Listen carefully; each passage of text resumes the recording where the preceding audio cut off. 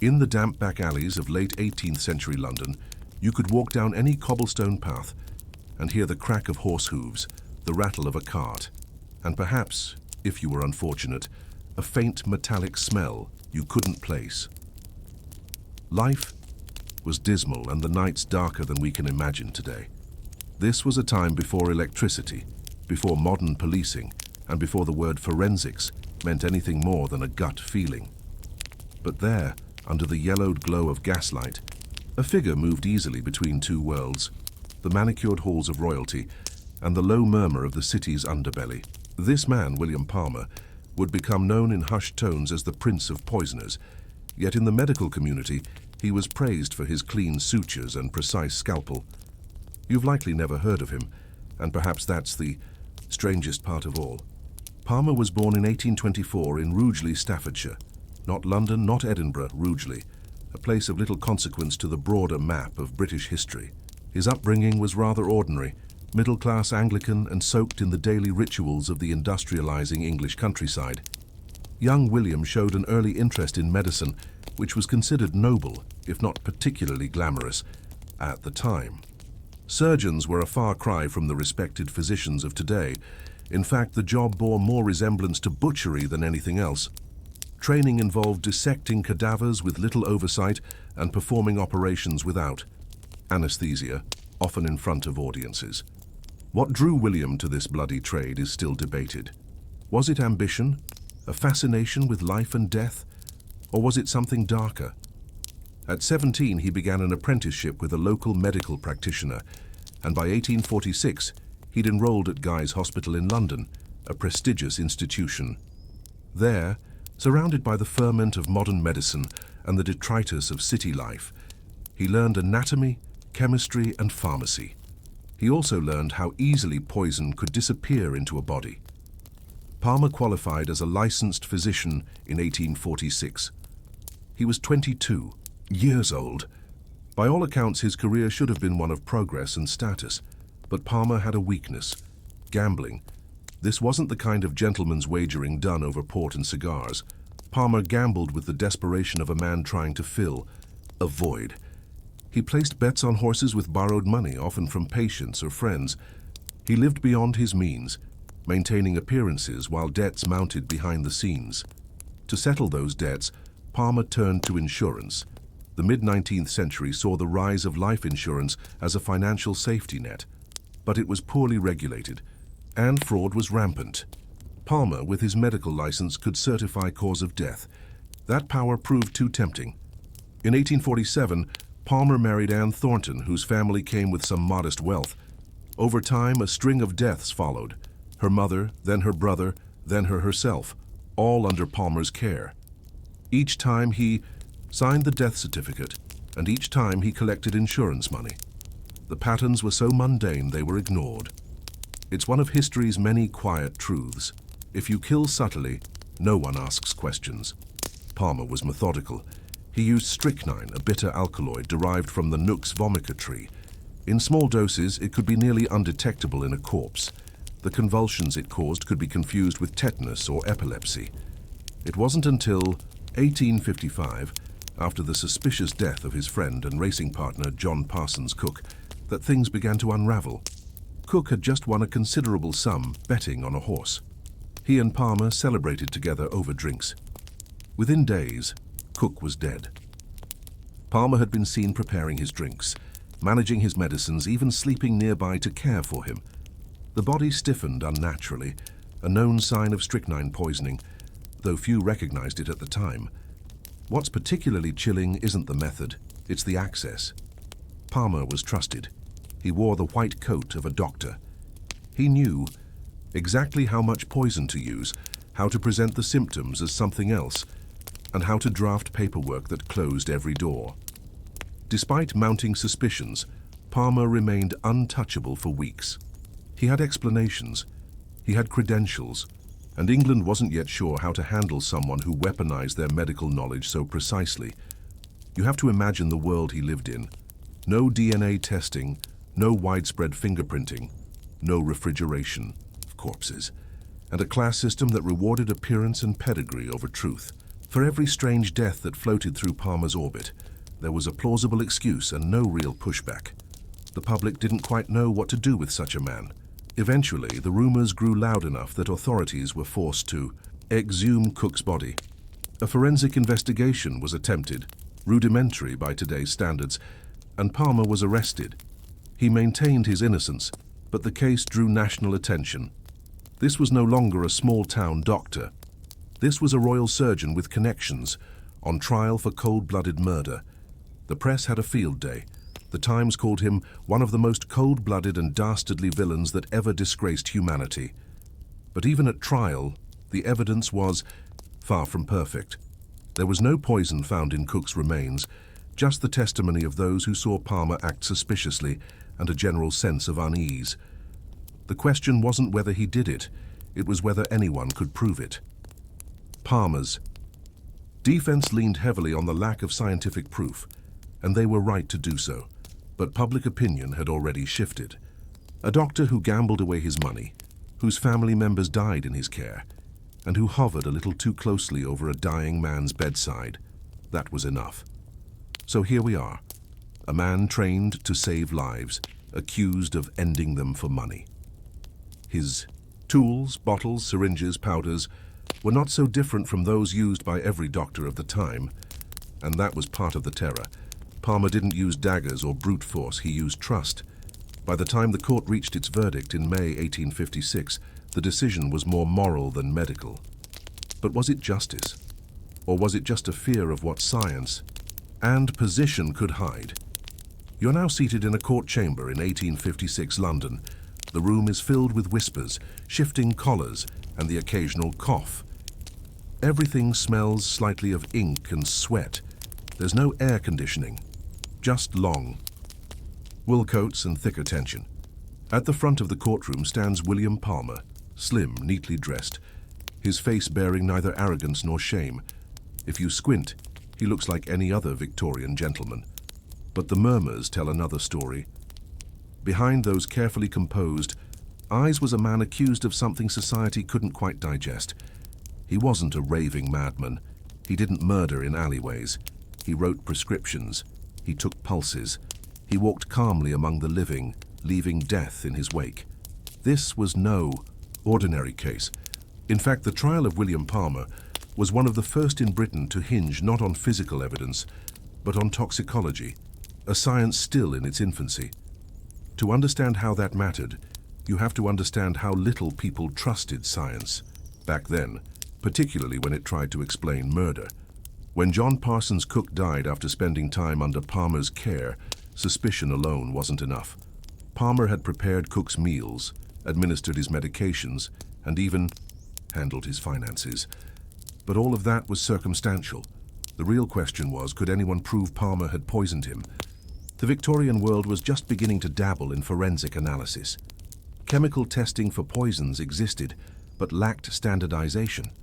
In Cook's case, strychnine was the suspected culprit, a fast-acting toxin that causes muscle convulsions and eventual asphyxiation. But strychnine is notoriously hard to detect after death. Once metabolized, it left few traces in organs or fluids. This placed the prosecution in a bind.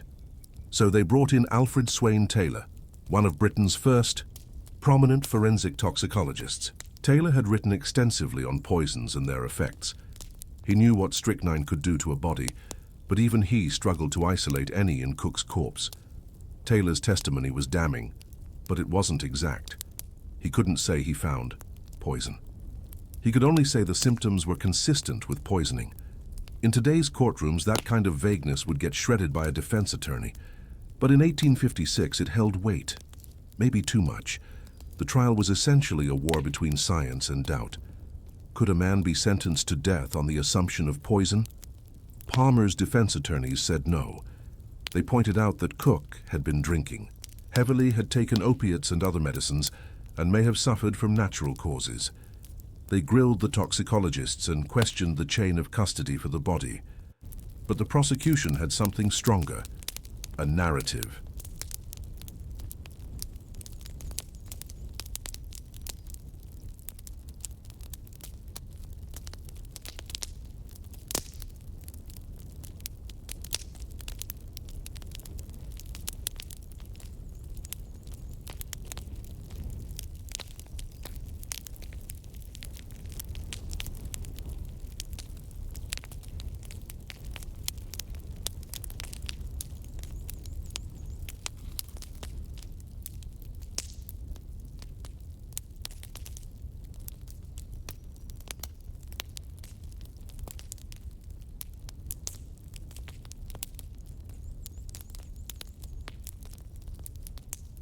Palmer had motive. He was heavily in debt. He had borrowed money from Cook. He had recently attempted to forge signatures to withdraw Cook's winnings from the bookmaker. He had opportunity. He was alone with Cook, handled his food and medicine, and destroyed certain documents after his death. And most damning, he had a history. A suspicious number of people in his orbit had died conveniently. His wife, her relatives, even his own infant child, each death followed by an insurance claim or a reduction of financial burden. Palmer was, in essence, a systematic killer operating under the guise of respectability. The courtroom may not have had perfect chemical evidence, but it had a man who fit the mold of a calculated murderer. Public opinion began to swell. Newspapers sold daily updates like serialized fiction. The Illustrated London News printed drawings of Palmer in the courtroom. Street vendors cried, "Palmer the poisoner," as though advertising a stage play. The macabre details of Cook's final spasms were described in vivid prose. Victorians, fascinated by crime and morality, consumed it all hungrily. The press dubbed him the Rugeley Poisoner, and he joined the ranks of tabloid villains in a society increasingly interested in science, crime, and public punishment. Meanwhile, Palmer remained composed. He denied everything. He spoke with clarity. He appealed to reason. At one point during the trial, he asked, "Cook took nothing from me but a little medicine. Is that enough for a man to hang for?" It's a chilling line, not because it denies guilt, but because of its calculation. A little medicine. As if the question was not guilt, but dosage. The jury deliberated for only an hour. They returned with a verdict. Guilty. The judge, Lord Chief Justice Campbell, delivered a damning summary. He said Palmer's actions were cold, calculating, and inhuman. The sentence was death by hanging. Even then, Palmer didn't panic. He simply asked when the execution would take place. On June 14, 1856, William Palmer was led to the gallows outside Stafford Prison. More than 30,000 people came to watch. They stood in fields, on wagons, on rooftops. It was the kind of spectacle that Britain was known for. Punishment as entertainment, justice as theatre. As the noose was placed around his neck, Palmer reportedly turned to the prison governor and asked, "Are you sure this is safe?" It was his final joke. A dark, sardonic line from a man who'd spent his life measuring dosages and symptoms. "Safe?" he asked, as if the gallows were just another one of his prescriptions. He dropped. The crowd cheered, and yet, even in death, Palmer left a residue of unease. After his execution, the British government passed new regulations on life insurance fraud. Medical examiners became more tightly regulated. Toxicology began receiving serious attention in medical schools. Palmer's case had shown that a man with knowledge and access could commit murder and mask it behind professionalism. And so, slowly, the systems began to change, not out of foresight, but because of fear. Perhaps the most enduring irony of William Palmer's story is this: he wasn't a particularly good doctor. He had average marks, few patients, and no real medical legacy. But he shaped modern forensic medicine more than many celebrated physicians. He taught a skeptical, slow-moving society one of its most important lessons: that evil doesn't always look like a monster. Sometimes it wears a waistcoat and carries a medical bag. But even with all this, dozens of deaths, suspicious insurance policies, a courtroom frenzy, historians still ask, was it all truly proven? Or did William Palmer become Britain's most famous poisoner simply because the narrative was too perfect to resist? After the crowds dispersed and the gallows were disassembled, the story of William Palmer did not end. In fact, it only grew, more complex in death. Like a stain that wouldn't quite lift from a white shirt, Palmer's legacy lingered in medicine, law, and the British imagination. He was hanged in 1856, but the consequences of his trial stretched far into the 20th century. He had, perhaps unwittingly, created a new kind of public fear: that a man of science could be a man of murder, and worse still, could go undetected by the very institutions meant to protect people. This was no longer about one suspicious death. In Staffordshire, it became a case study in what happens when power, trust, and ambiguity intersect. In the years following Palmer's death, the British government conducted a quiet overhaul of both medical licensing and life insurance oversight. New laws were introduced to prevent medical professionals from certifying deaths of close relatives or patients from whom they might profit. It was no longer acceptable for a doctor to both treat and declare someone dead, particularly if money changed hands after. The Life Assurance Act of 1875, which followed nearly 2 decades later, was a direct response to cases like Palmer's. The Act required more stringent proof of identity, tighter regulation on policy issuance, and much more careful vetting of claims, especially when a sudden or suspicious death occurred. Before Palmer, a man could insure a distant relative or casual acquaintance with little more than a signature. After Palmer, the system got teeth, but insurance reform was only part of the impact. Palmer's trial had also exposed deep cracks in the scientific understanding of poisoning, particularly strychnine. Though the prosecution had succeeded in swaying the jury, the forensic methods used were deeply flawed by modern standards. Alfred Swain Taylor, who had testified as the government's poison expert, later admitted that the absence of strychnine in Cook's body wasn't proof of innocence, but neither was it definitive proof of guilt. For years, toxicologists debated whether strychnine could be metabolized so completely that no trace remained.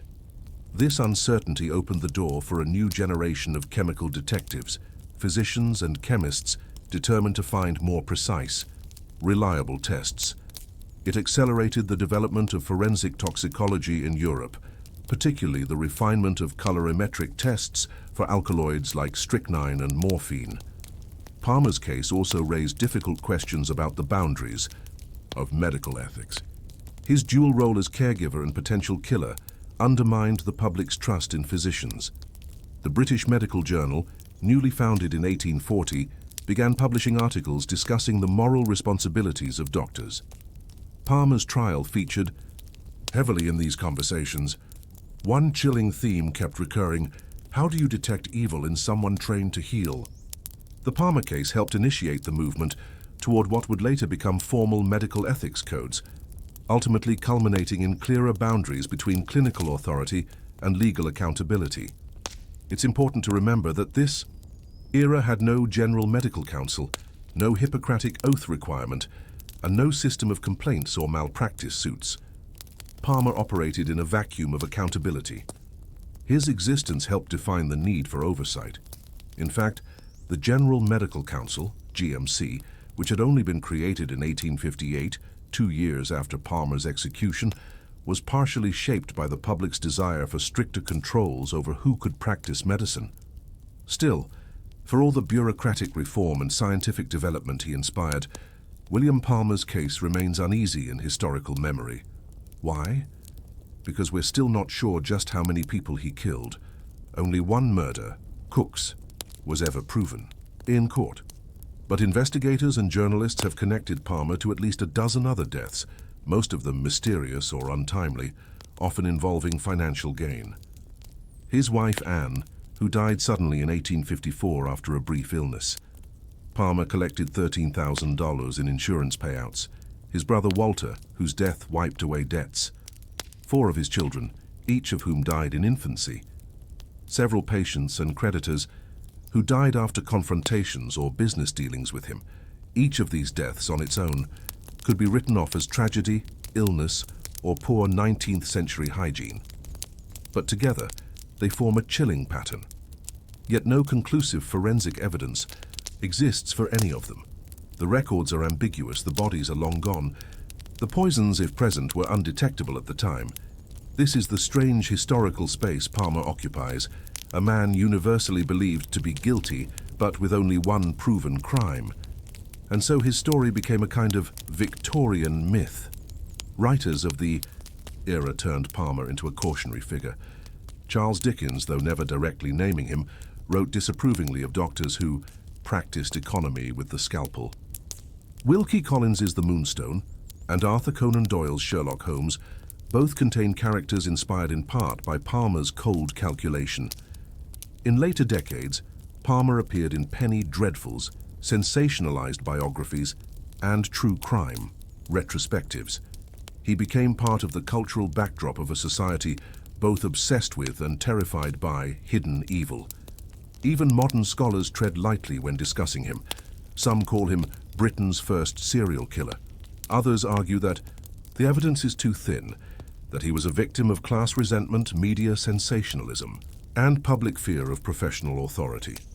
What we know is this: Palmer lived in a world where science was still new, where trust in medical authority was nearly absolute, and where financial desperation could be masked behind a polite handshake and a bottle of cordial. He exploited all of that. In a broader sense, Palmer's story isn't just about murder. It's about how society decides what truth looks like. When science can't give answers, when the systems of oversight don't yet exist, when morality is left to gut feeling, what kind of justice emerges? Or was he a man swept up in the panic of a nation not yet ready to understand forensic medicine? Maybe both. And maybe that's what makes his story linger. Not the violence, not the spectacle, but the uncertainty, the quiet, unsettling possibility that for years a killer practiced medicine in plain sight, and that even now we can't be entirely sure how many lives he touched or took. You've probably seen it on maps without thinking. A thin vertical line, usually marked with a number, 0 degrees. It passes straight through a place called Greenwich in southeast London. You're told it's the prime meridian, the start of time, the place from which longitude is measured. But why Greenwich? Why not Paris or Rome or even somewhere more central to the Earth's landmass?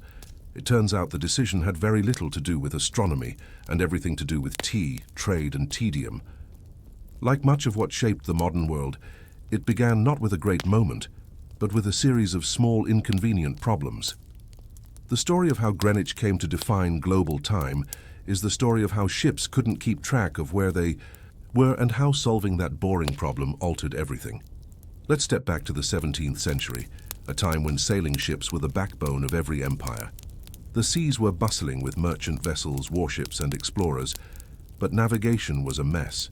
At sea, you could easily measure latitude, your north-south position, using the height of the sun or stars above the horizon. Longitude, however, your east-west position, was a nightmare.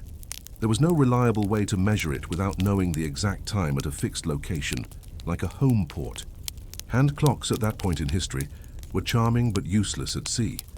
Pendulums didn't swing correctly on rolling ships, springs rusted, mechanisms jammed in salt air, so ships got lost. A lot. In 1707, a British fleet under Admiral Shovel misjudged its longitude and smashed into the Isles of Scilly. 4 warships were lost, over 2,400 men drowned. It was one of the worst disasters in British naval history. The cause? Bad timekeeping. In 1714, the British government offered a massive reward, $20,000, several million today, to anyone who could devise a practical method to find longitude at sea. Enter one of the most underappreciated tinkerers in history, John Harrison. John Harrison was not a nobleman, not a university scholar, and not even a sailor. He was a carpenter from Yorkshire with a passion for clocks, wooden ones at first, then metal, then clocks that did things no one thought possible.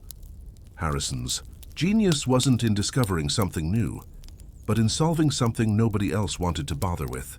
He spent decades refining timepieces that could work on a moving ship.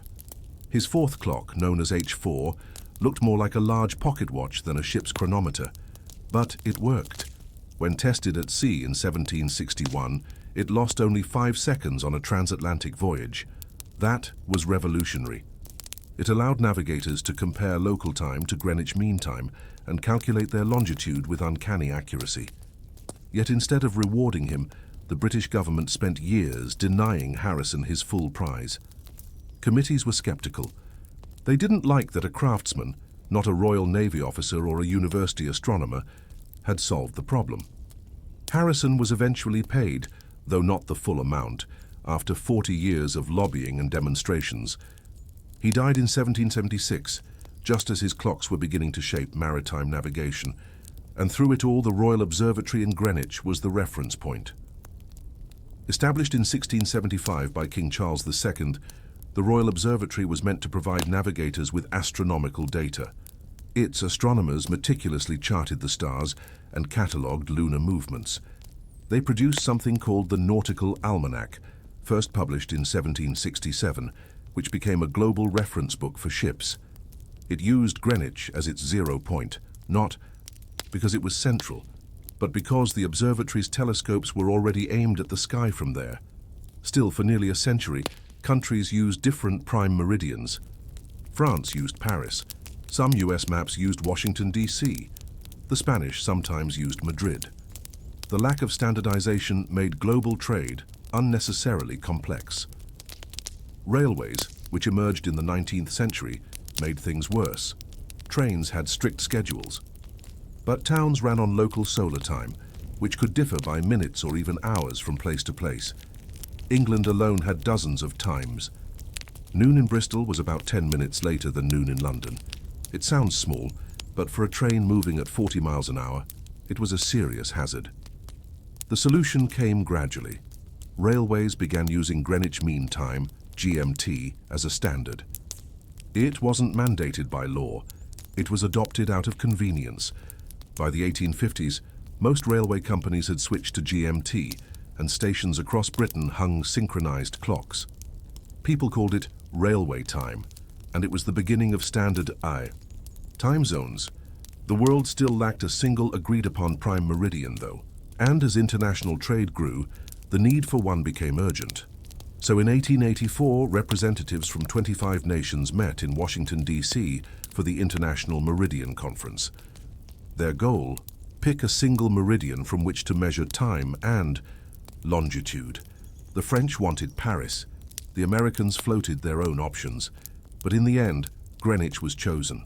Why? Because by then, 2/3 of the world's shipping charts already used Greenwich. The Nautical Almanac was widely respected.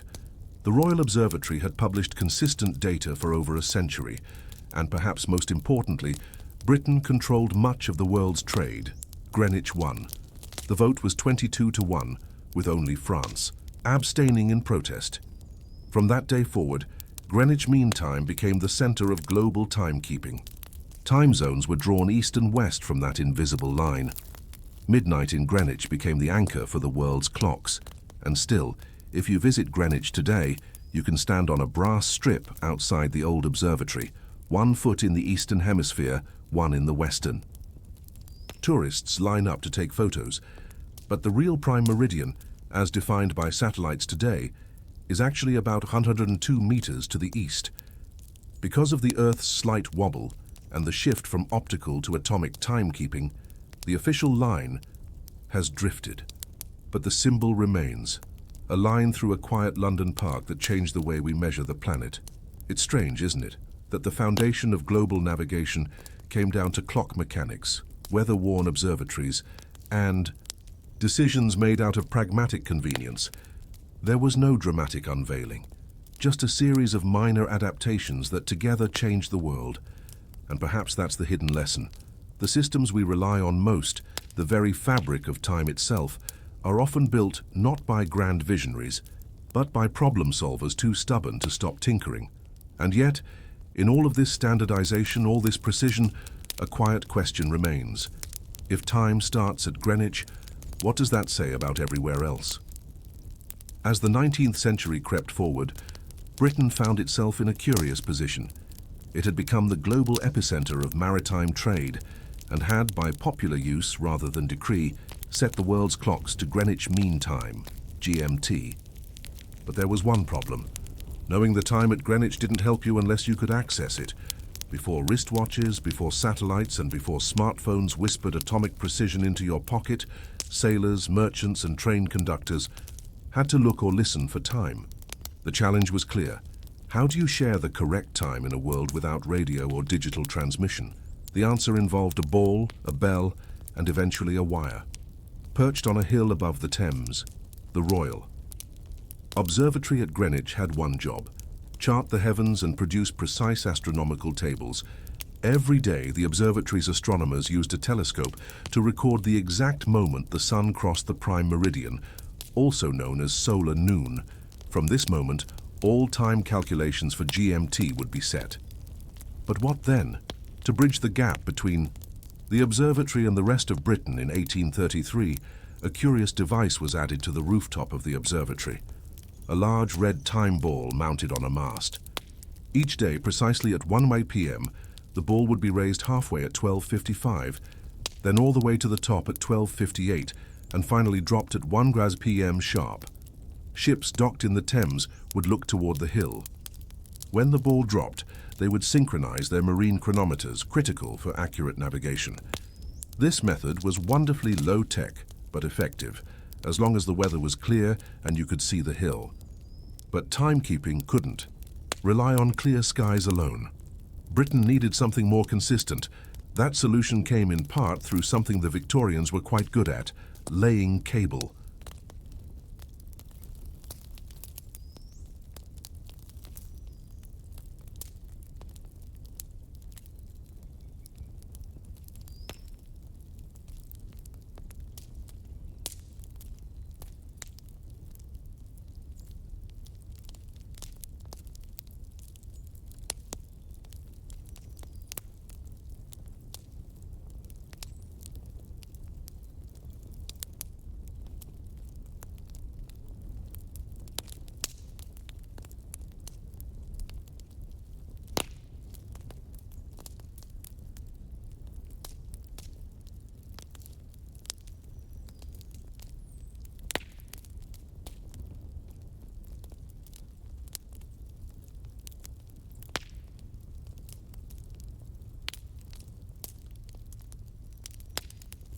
The electric telegraph, first developed in the 1830s and refined in the 1840s, allowed for near instantaneous communication across distance. While originally intended for messaging, it soon became clear that it could serve a new master: time itself. In 1852, the Royal Observatory began sending out daily time signals via telegraph. Wires carried the 1 p.m. Greenwich time pulse directly from the observatory into the heart of London, where a ball on the Flamsteed House roof would drop in unison. Soon, this system extended to other cities. Time signals were transmitted to railway stations, city clocks, and even private businesses. For the first time in history, a country was living on a synchronized network of time, pulsed from a single point: Greenwich. It was an early form of what we now call broadcast timekeeping. You could think of it as the Victorian Internet of clocks, a one-way stream of absolute authority, sent not with photons or satellites, but with electrical pulses over copper wire. By the 1860s, railways, banks, and shipping companies all operated on Greenwich time, even if local solar time disagreed. Time was no longer a local curiosity. It was a standard, and more importantly, it was trusted. Still, some resisted. In places like Oxford, Bristol, and even Liverpool, local time remained a point of regional pride. People grumbled about the imposition of London-centric schedules. Town hall clocks kept their own true time, even as train stations ticked to Greenwich. Some towns humorously displayed 2 clocks side by side, one marked local time, the other railway time. But time, like tides, is difficult to resist. The benefits of synchronization were too strong. Trains ran safer. Businesses opened reliably. Letters and telegrams were time-stamped with precision. And a new class of professional arose: the timekeeper. These men, and they were mostly men, were paid to maintain and calibrate public clocks, often walking the streets with pocket chronometers synced to the latest time signal. They adjusted tower bells, street clocks, and factory whistles. Timekeeping became a civil responsibility, not just a scientific pursuit. It entered daily life with a quiet permanence. Yet while Britain was building an empire of clocks, the rest of the world was struggling with time's slippery nature. In the United States, each town had its own local time based on solar noon. This wasn't a problem until the railways came. By the 1870s, the US had over 300 different local times. Scheduling was a nightmare. Trains collided due to mismatched clocks. Travelers missed connections by minutes that no one could agree upon. The solution came not from the government, but from the railroads themselves. In 1883, US railway companies adopted standard railway time, dividing the country into 4 time zones, centered roughly on the 75th, 90th, 105th, and 120th meridians west of Greenwich. This system was entirely voluntary, but it worked. The next day, clocks were reset in unison across the US, and the new zones stuck. A year later, the International Meridian Conference of 1884 cemented Greenwich as the prime meridian. It wasn't just about maps anymore. It was about time itself. And yet, as the 20th century approached, a paradox emerged. The very idea of mean time came under scrutiny.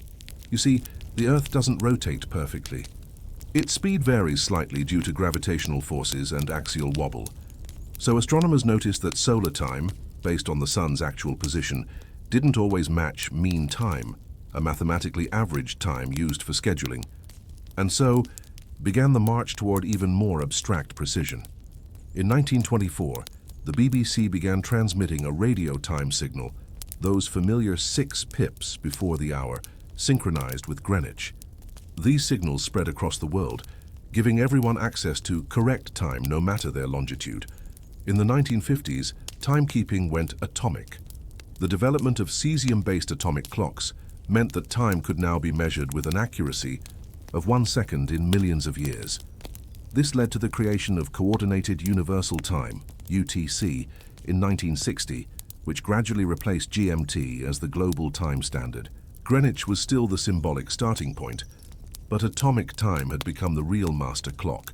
Today, the prime meridian exists more as a historical anchor than a scientific necessity, but none of that would have happened if a group of tired astronomers, carpenters, and railway schedulers hadn't spent centuries tinkering with the most boring problem imaginable: how to tell people what time it is. There were no battles fought for Greenwich, no statues erected to its legacy, and yet every time your phone syncs with a server or your calendar reminder pings, you are living in the world that Greenwich made. A world built on invisible wires, mechanical balls, and the quiet stubbornness of people who decided that close enough wasn't good enough. Still, even as we now measure time with subatomic precision, there's a philosophical wrinkle left behind. If our clocks are perfect, why does it always feel like we don't have enough time? It's strange to think that the line you can stand on, in Greenwich, the brass strip set in stone dividing east and west, was never really there. There's no natural feature, no magnetic pull, just a decision reinforced by habit and bureaucracy to put 0 in that exact spot. And yet, from that invisible origin, the world built a civilization of measured moments. After Greenwich was declared the prime meridian in 1884, its influence deepened, not through force but through the quiet mechanisms of global administration: shipping ledgers, train timetables, telegraph schedules, factory whistles, and classroom bells. And all of it ticked to Greenwich Mean Time, GMT. This wasn't empire in the traditional sense. It was empire by rhythm, the subtle domination of when things started and stopped. By the turn of the 20th century, nearly every industrialized nation had adopted standard time zones, all defined relative to GMT. The globe was sliced into 24 vertical segments, each roughly 15 degrees wide, 1 hour apart. The system wasn't perfect. Mountains, coastlines, politics, and local customs caused time zones to zigzag awkwardly. China, for example, chose to adopt a single time zone for the entire country, despite spanning 5 geographical zones. As a result, in far western cities, like Kashgar, the sun doesn't rise until 10:30 a.m. Still, the overall system held. For the first time in history, humans across continents could coordinate simultaneous activity. Factories could standardize work shifts. Banks could sync financial markets. Trains, planes, and ships could run with consistency. The 20th century, in many ways, was built atop this new structure of precision time, and Greenwich sat at its core. But even as mechanical clocks synchronized the world, there were some unintended consequences. The more we aligned our lives to the rhythm of Greenwich, the more we disconnected from natural time. Local solar noon, the moment when the sun was at its highest, was no longer relevant. People woke by alarm, not by sunrise. They ate lunch by schedule, not hunger. Night shifts became possible, then common. The internal human clock, once shaped by the sun and seasons, now answered to train schedules, factory horns, and eventually buzzing rectangles in our pockets. In this way, the prime meridian didn't just reshape space, it reshaped human experience, and nowhere was this more apparent than in wartime. During World War I, European countries introduced daylight saving time to maximize productivity.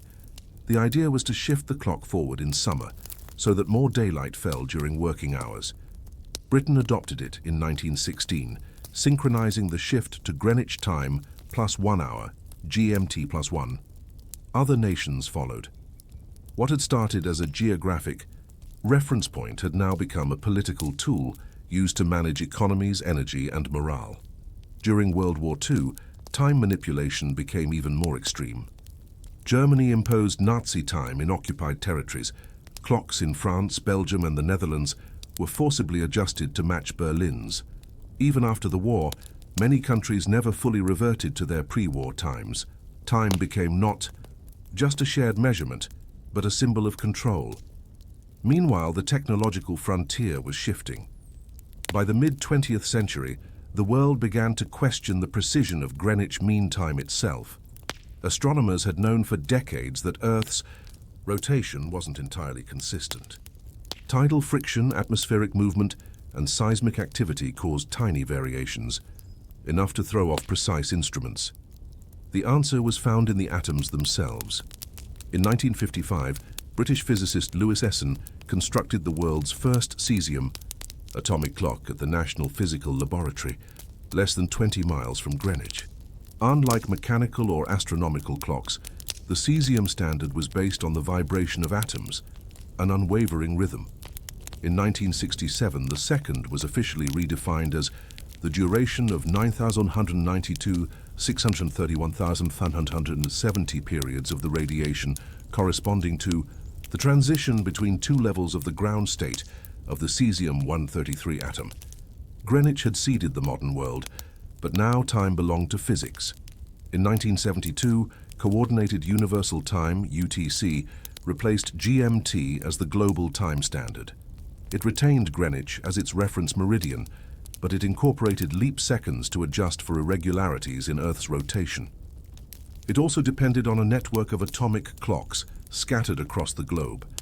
Many buried in mountains or embedded in satellite arrays, UTC was invisible, digital, and nearly flawless. But the brass strip in Greenwich, it's still... Today, the official prime meridian, as defined by GPS, is 102.5 meters east of the original Greenwich line. It passes unceremoniously through a public footpath, across a bench, and beside a trash bin. Few notice it. And yet, the line at the Royal Observatory still functions as the symbolic heart of global time. Visitors straddle the hemispheres, unaware that the satellite data says otherwise, but it doesn't matter. The meaning isn't in the location, it's in the ritual. We still say Greenwich Mean Time in conversation, even though we technically use UTC. Computers, phones, airline schedules, all of them still anchor their time zones relative to Greenwich. In a world that runs on nanosecond accuracy, the legacy of a foggy London hill, a red time ball, and a stubborn devotion to standardization still echoes. And so, this is the story of Greenwich, a place with no natural significance, a town of maritime maps, careful clocks, and dusty observatories. It didn't change time with a bang, but with a series of incremental nudges, each one a little more precise than the last. There were no battles, no monuments, no revolutions, just the relentless pursuit of knowing what time it is and making. Sure, everyone else knew too. And yet, if you really think about it, in building a world that always knows the time, did we lose something in how we experience it? It's difficult to imagine being taxed for sunlight, and yet, for more than 150 years, if you lived in England, the number of windows in your home could directly affect the weight of your wallet. Pay tax on windows, not on income, not on property, but on the very openings that let in air and light. It sounds absurd now, but at the time it made a strange sort of sense. In an era when governments were just beginning to standardize taxation and centralize revenue, simple visibility often determined what was taxed. You can't always tell how much someone earns, but you can easily count their windows. The result? A nation slowly bricked itself in, literally and figuratively, just to avoid paying for daylight. And this quiet, almost laughable tax became a powerful force in shaping how people lived, how cities were built, and even how public health declined. It was an invisible force behind dark hallways, tiny windows, and the phrase daylight robbery. To understand the window tax, you need to picture England in the late 17th century. It was 1696. William III sat on the throne. The kingdom was licking its wounds from the 9 Years' War with France. The national debt had grown. New money was needed to fund the crown's ever-growing military and administrative costs. At the time, England did not have an income tax. That would come much later. Taxation was mostly indirect: duties on goods, levies on land, and fees for certain licenses. But these methods were unreliable and often disproportionately hit the poor. The solution Parliament landed on in 1696 was, on paper, elegant. A tax based on the number of windows in a dwelling. The logic went something like this. Richer people lived in bigger houses. Bigger houses had more windows. Therefore, windows could serve as a proxy for wealth. It wasn't entirely without precedent. Similar taxes had been tried in parts of Europe, but England turned it into a durable system. The original law required every house to pay a flat rate of 2 shillings per year, plus an additional levy based on how many windows it had. Houses with 10 to 14 windows paid more. Houses with 15 to 19 paid even more. Those with 20 or more were taxed at the highest rate. Inspectors would walk the streets and count visible windows from the outside. No need to enter the house. No arguments about valuation. If your home had lots of glass, you paid up. Simple, efficient, but deeply flawed. The unintended consequences of the tax emerged almost immediately. Faced with rising rates, property owners began bricking up their windows. Entire facades of elegant Georgian townhouses suddenly featured rectangular blocks where windows used to be. Builders stopped installing extra windows in new homes. Architects began designing houses with fewer, smaller openings. It wasn't just the wealthy who were affected. Landlords, trying to cut their own tax bills, reduced window counts on rented dwellings. Tenants, many of them poor, ended up living in dark, airless rooms. The medical implications were profound. Before the age of modern antibiotics, light and ventilation were among the few defenses against disease. Crowded tenements without windows became breeding grounds for tuberculosis, typhus, and other respiratory illnesses. Doctors and reformers began to protest. The physician James Carmichael Smith, writing in the late 18th century, described close, unventilated apartments as the surest nurseries of contagion. He called the window tax a duty on health, but the government was unmoved. The tax was lucrative. By the early 18th century, it brought in more than $1 million annually, a substantial sum for the crown.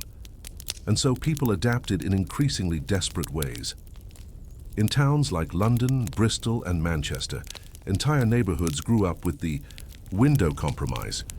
Homes would be built with empty window frames, arched or rectangular recesses that looked like windows from the street, but had no glass. This preserved symmetry without triggering taxation. Some clever builders installed false windows, painted shutters or decorative moldings to give the appearance of wealth or balance while keeping their tax liability low. In other cases, people used internal partitions to separate one window between multiple rooms, allowing 2 or 3 spaces to share the same taxed opening. Even more bizarrely, families sometimes petitioned the government for exemptions, especially in rural areas where fewer windows didn't imply luxury, but simple architectural style. Parliament occasionally granted relief, but these were rare and required bureaucratic wrangling. By the early 19th century, the tax had evolved into a complex system of brackets, exemptions, and regional variations. But the essential message remained. Light had a cost. There's a phrase that lingered from this time, daylight robbery. Often used today to describe unfair prices or scams, many believe it traces its origins to the window tax. You were quite literally being robbed of daylight. However, some historians argue the term emerged later, in the 19th century, and may not have directly referred to the tax. Still, The emotional resonance was real. People felt that something basic, even sacred, had been turned into a commodity. Reformers and radicals began to include the window tax in their broader critiques of inequality. William Cobbett, the pamphleteer and politician, described the tax as barbarous and injurious to the poor in 100 ways.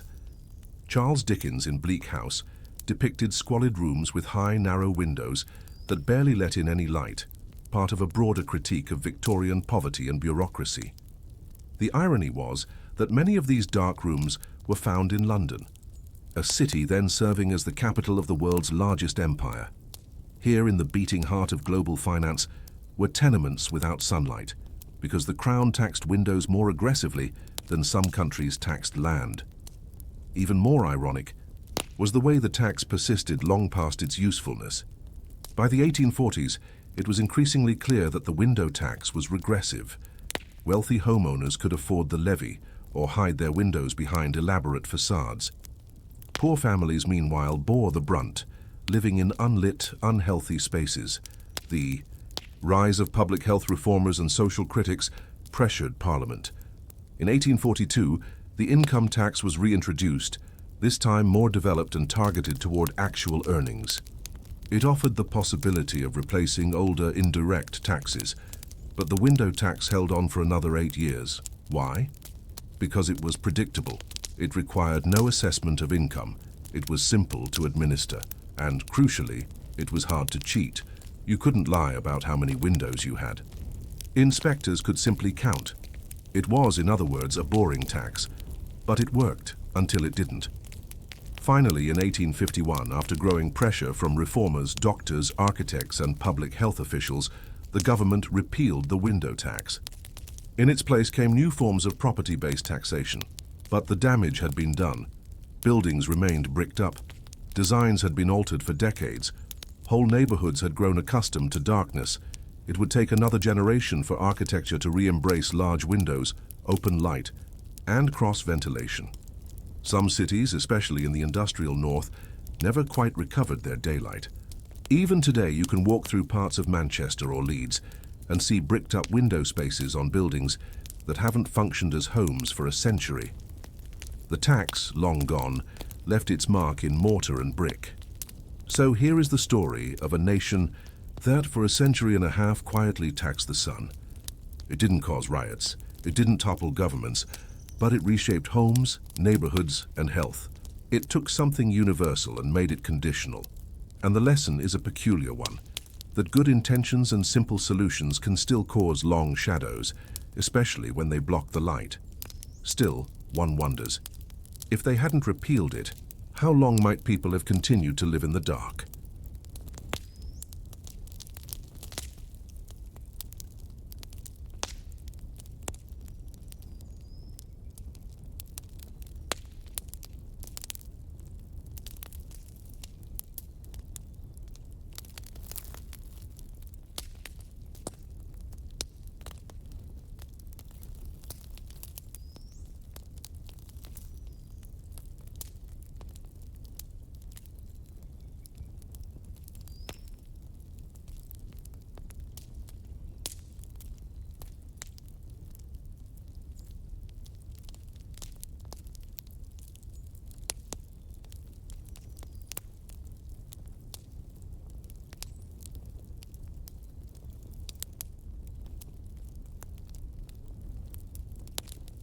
By the mid-18th century, the window tax had become a quiet but omnipresent force in British life, so normal that few questioned it, so burdensome that nearly everyone resented it.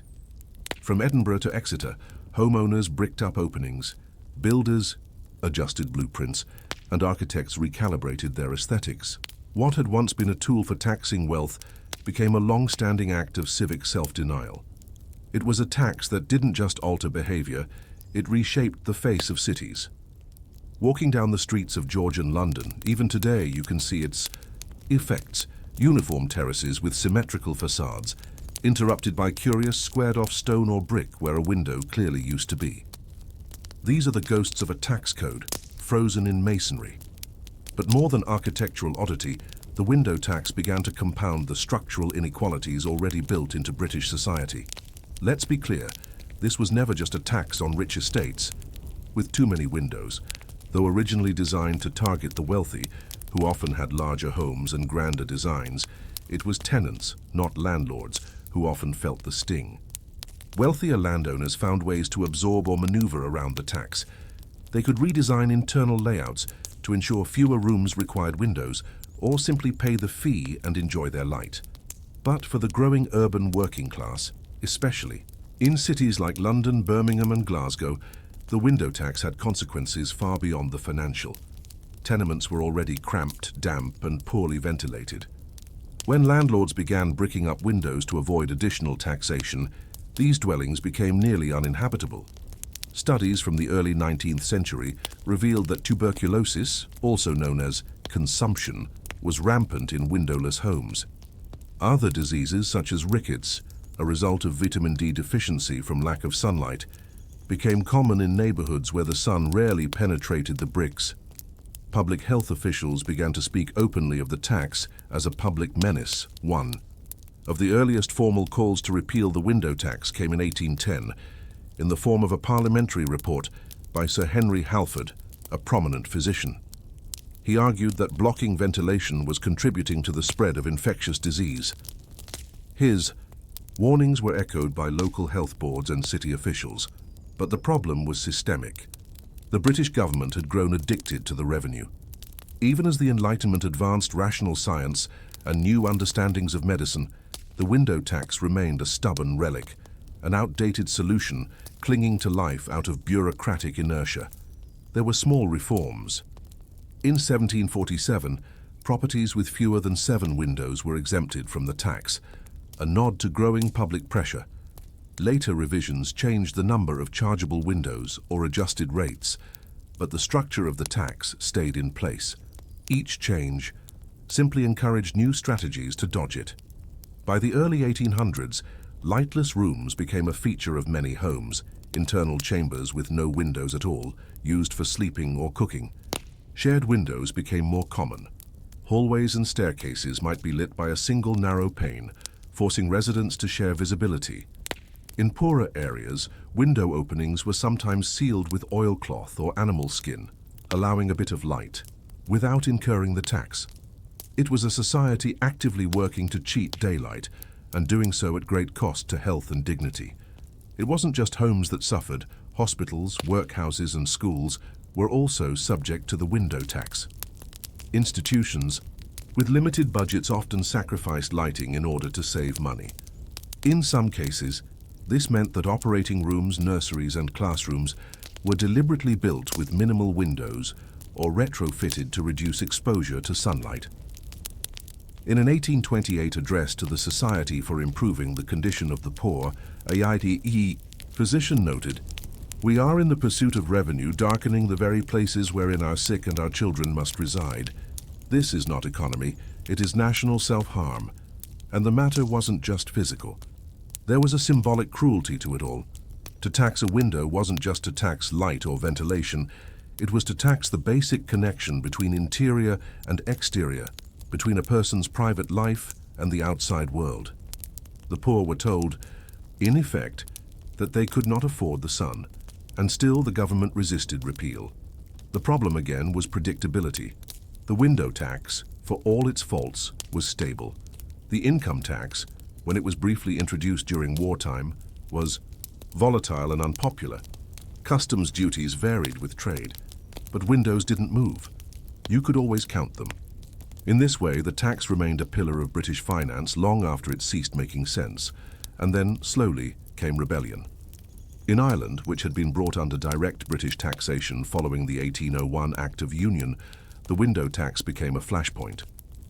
Irish tenants, already suffering under the weight of absentee landlords and agricultural hardship, bristled at a tax that made their already dark lives darker. Throughout the 1820s and 1830s, reports surfaced of window tax riots in towns like Cork and Limerick, where crowds confronted assessors, tore down tax notices and in some cases reopened bricked windows in defiance. In Scotland, particularly in poorer districts of Glasgow and Edinburgh, local newspapers published editorials railing against the tax's unfairness. The Caledonian Mercury in 1832 wrote, "We may now be the only country in Christendom where the sun is a state monopoly." By the 1840s, working-class political movements, including the Chartists, began listing window tax abolition among their demands. It became a kind of shorthand for all that was wrong with Britain's class-based taxation system, a system that placed disproportionate burdens on the many to preserve comfort for the few. The final blow came not from radicals, but from reformers, inside the establishment. In 1845, a select committee of the House of Commons issued a report plainly titled "On the Injurious Effects of the Window Tax." It compiled decades of medical evidence, architectural testimony, and financial data. It was unequivocal. The tax discouraged good housing design, encouraged ill health, and penalized responsible home building. And, perhaps most damning, it didn't even serve its original purpose anymore.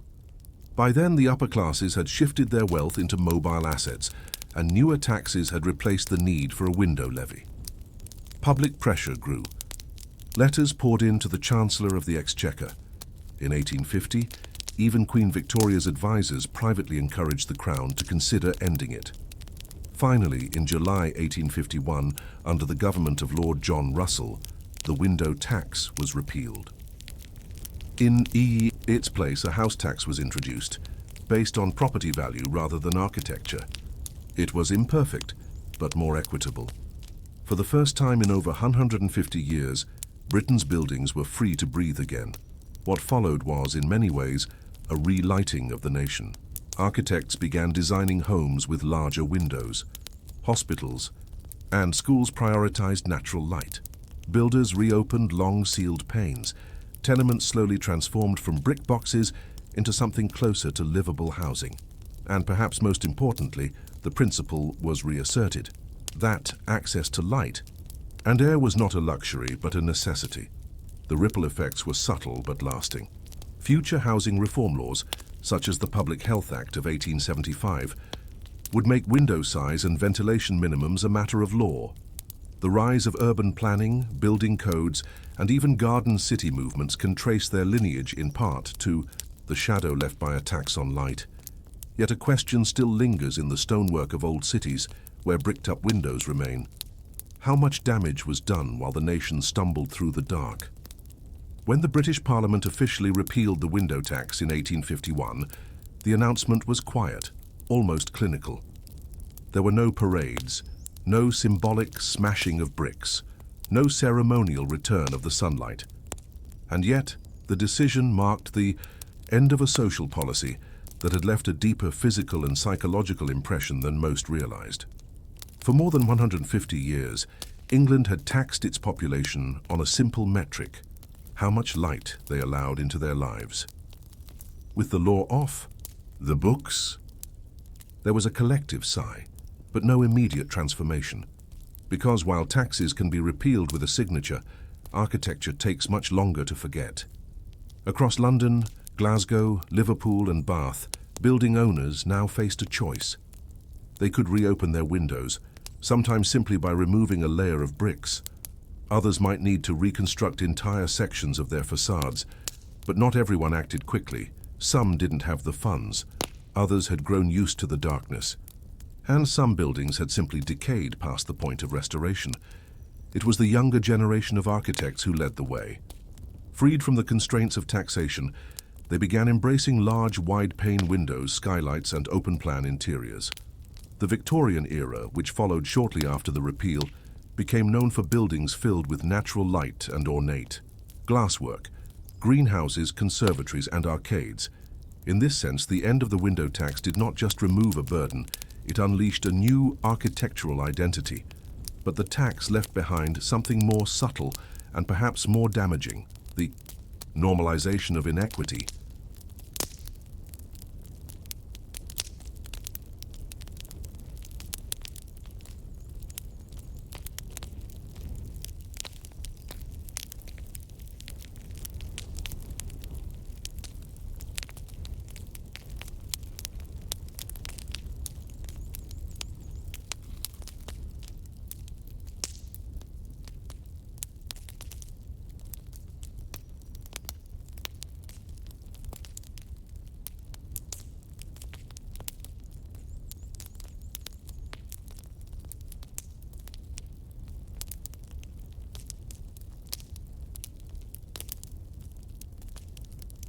Think of a window not as an object, but as a symbol.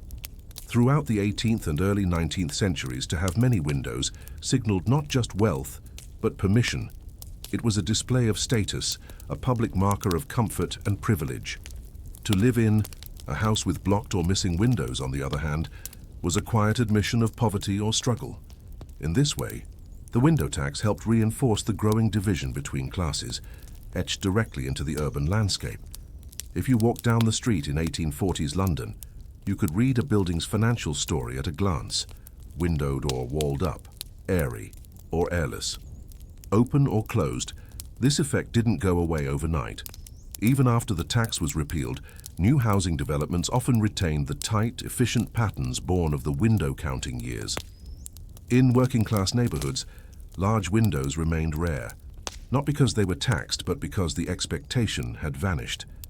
It took decades, along with new public health campaigns and urban housing laws, to reverse the damage. Interestingly, the legacy of the window tax didn't stay confined to Britain.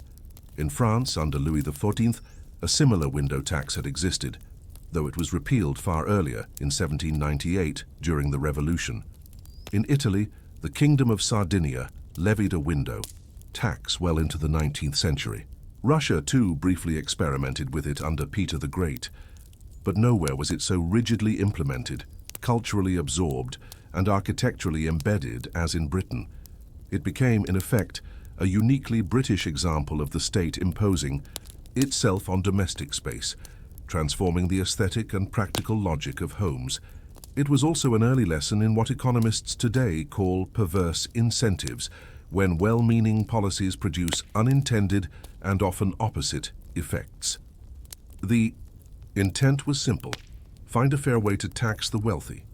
The result was a nationwide suppression of health, architecture, and dignity, inflicted mostly on the poor. Still, there's something strangely poetic in the aftermath. In the decades following the repeal, Britain entered what could be called the Age of Glass. The Crystal Palace, built for the Great Exhibition of 1851, the very same year the window tax was abolished, became a symbol of transparency, industrial power, and light. It used over 300,000 panes of glass, more than had ever been assembled, in a single structure. It was a structure that practically dared the past to try taxing it. Later, Victorian greenhouses, railway stations, and shopping arcades exploded with glass, panes so vast and intricate they resembled cathedrals of light. The irony is unmistakable. Once the government stopped counting windows, people couldn't build them fast enough. Even modest row houses began, including bay windows, transoms, and skylights. The middle classes, finally freed from the burden, embraced illumination with architectural enthusiasm. But the scars remained, especially in older cities. To this day, if you walk through neighborhoods in Bath, York, Durham, or Edinburgh, you'll find bricked-up windows on Georgian and early Victorian buildings. Sometimes left as they were, sometimes painted over or repurposed as alcoves or murals. They are the architectural fossils of a tax policy, a visual language of compliance, hesitation, and long-forgotten austerity. Historians still debate whether these remnants should be restored or preserved. Some advocate reopening the windows to honor the repeal. Others say they should remain as a reminder of what happens when policy ignores humanity. After all, it's not just about windows, it's about what they represent. So what do we take from this story? That tax policy, no matter how rational on paper, must be understood in human terms. That light is not a luxury. That the state, in its effort to extract value, must tread carefully where people live, breathe, and hope. And perhaps most importantly, that what seems minor, a square cut into a wall, can change the shape of a life. The window tax wasn't loud. It didn't come with dramatic arrests or rebellions, at least not many. It didn't topple dynasties, but it quietly altered the way people built, lived, and even imagined their homes. In the end, the British government learned something essential, that access to daylight is not just a convenience, but a form of dignity.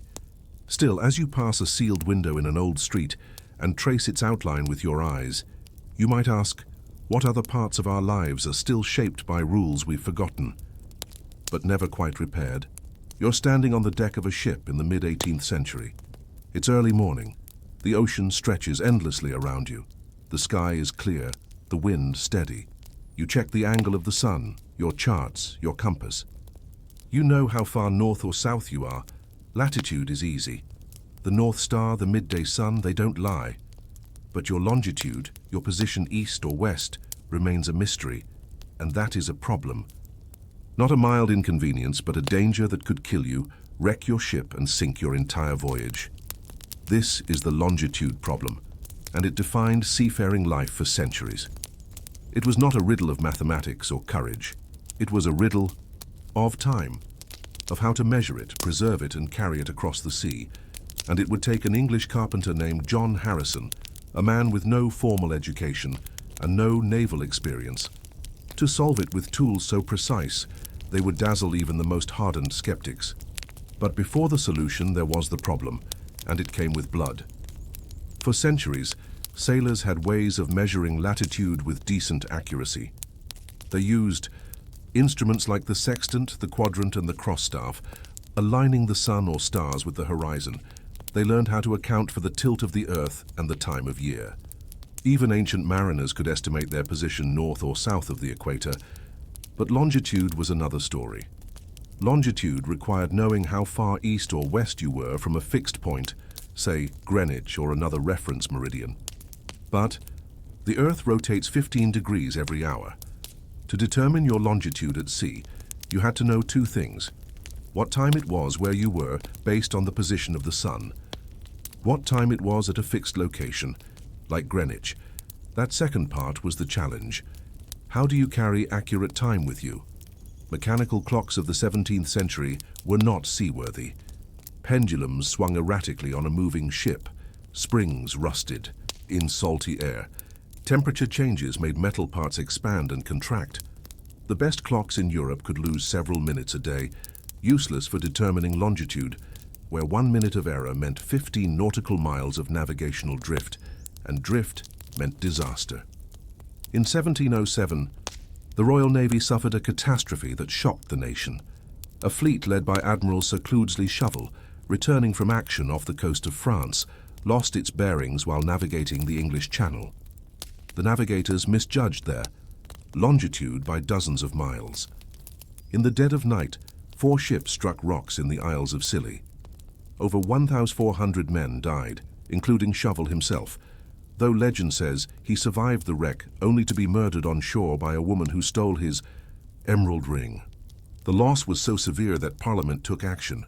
In 1714, the British government established the Longitude Act, offering a prize of up to $20,000, several million in today's money, for anyone who could devise a practicable and useful method of finding longitude at sea. It was one of the first instances of government-backed scientific incentive, and it inspired hundreds of proposals, some clever, others mad. Ideas poured in. Some proposed astronomical methods, like tracking the position of Jupiter's moons. Others suggested deploying sound-based techniques, even building floating observatories. A few schemes involved launching timed flares across oceans. But the favored method among learned circles involved the lunar distance method. This technique relied on measuring the angle between the moon and a particular star, then using astronomical tables to calculate time differences. It was mathematically rigorous but incredibly complex, requiring precise instruments and clear skies. Enter John Harrison, a self-taught clockmaker from Yorkshire. He wasn't a sailor. He wasn't an astronomer. He built wooden clocks for parish churches. But Harrison had one asset few others possessed: a relentless obsession with accuracy. Born in 1693, Harrison grew up in the shadow of his father's carpentry shop. By his 20s, he was crafting clocks almost entirely from wood, including their gears. An unusual choice, but one that showed his understanding of how to reduce friction and wear. He didn't trust pendulums. He studied the way temperature affected metals. He invented the grasshopper escapement, a frictionless mechanism for timekeeping. He built bimetallic strips that adjusted for heat expansion. He was solving problems nobody had asked him to solve. By the 1730s, he began building a clock designed specifically for the sea. His first attempt, H1, looked like a small mechanical chest. It had counter-oscillating balance arms to neutralize the motion of the ship, and it performed well in tests. So well, in fact, that the Board of Longitude, a panel of esteemed scientists, offered him funding to keep going. He built H2, then H3, improving precision, reducing friction, and experimenting with new materials. But each design fell just short of the standard required. Then, after decades of work, he built H4, a radical departure from the earlier designs. H4 didn't look like a clock. It resembled an oversized pocket watch, but inside it contained a spring mechanism so finely tuned that it could lose less than 5 seconds over an entire ocean voyage.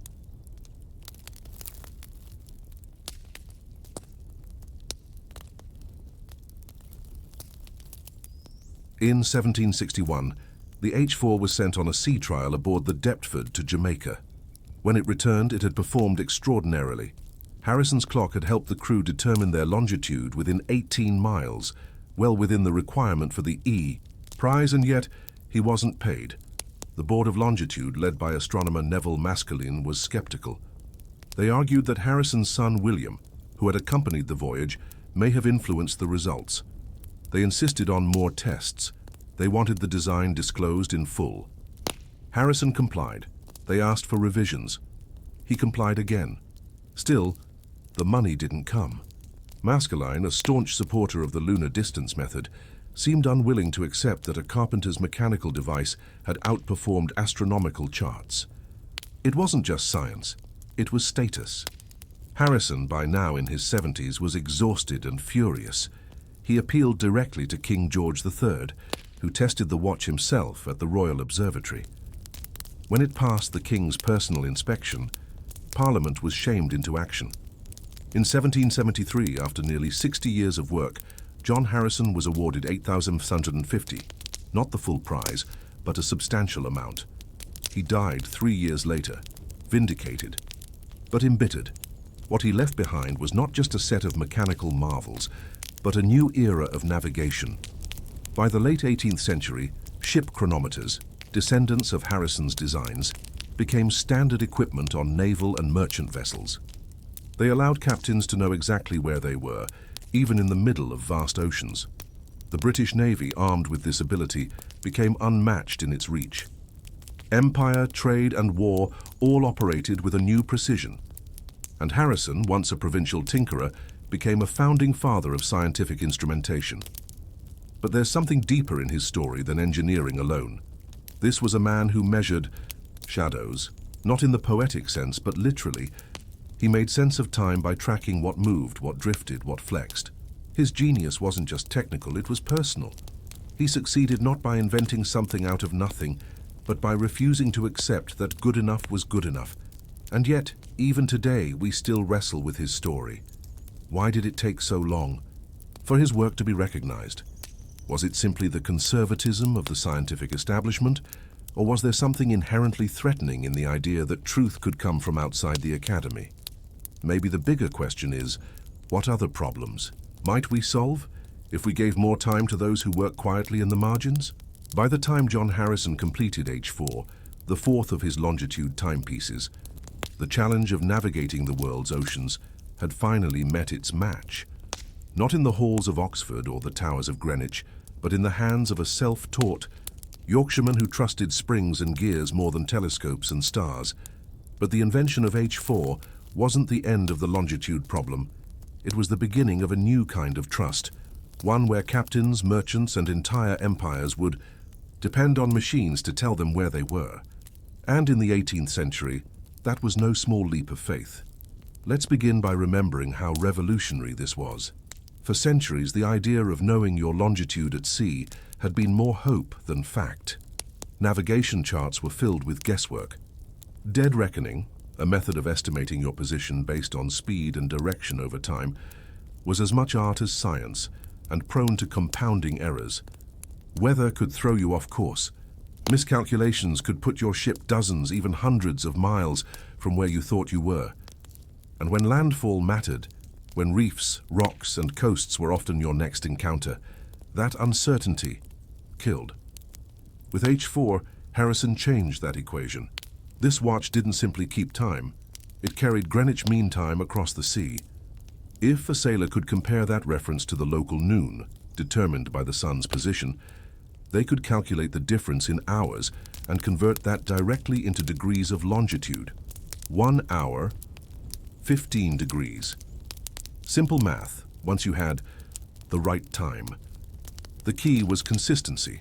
A clock that lost even a few seconds a day would accumulate miles of error over a weeks-long voyage, but Harrison's watch held firm.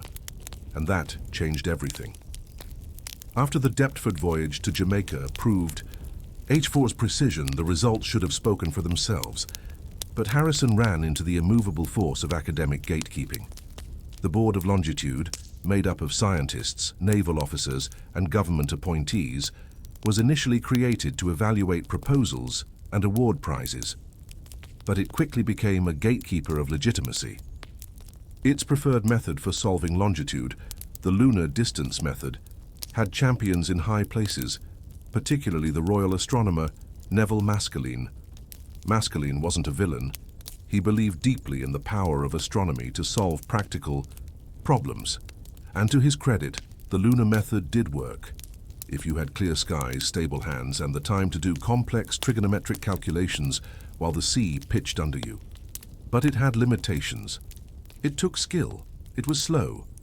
It required constant reference to astronomical tables and a well-maintained almanac. Harrison's method, by contrast, was elegant and mechanical. It didn't require stars, just winding a spring. For Maskelyne, it was both too simple and too disruptive, so the board delayed. They demanded more data. They withheld payment. They challenged Harrison to reveal his design in full. He did. They asked for improvements. He delivered them. Still, full recognition was withheld. Behind the conflict lay a deeper issue, the trustworthiness of machines. In Harrison's day, people still believed that true knowledge required a human touch, a learned eye, a mind trained in the abstract. The idea that a machine could know your location better than your own calculations was uncomfortable, even threatening. And so Harrison's life became a campaign for recognition as much as invention. He fought not just to prove his clocks worked, but that they deserved to be trusted by sailors, scholars, and statesmen alike. Eventually, he gained powerful allies. King George III, fascinated by Harrison's timepieces, personally observed their performance. He ran his own tests, monitored their drift, and declared them accurate. When Parliament continued to delay the full prize, the king publicly rebuked the board. This pressure led to a compromise. In 1773, just 3 years before his death, Harrison received a partial payment of £8,650, a recognition that fell short of the full longitude prize but acknowledged his decades of labor. It was a bittersweet victory, but history has a long memory. After Harrison's death, the legacy of his timepieces only grew. His watches, particularly H4, became templates for the next generation of marine chronometers. These weren't mere copies. Craftsmen like Larkham Kendall studied H4 and produced their own versions. K1, for example, was used by Captain James Cook on his famous voyages to the Pacific.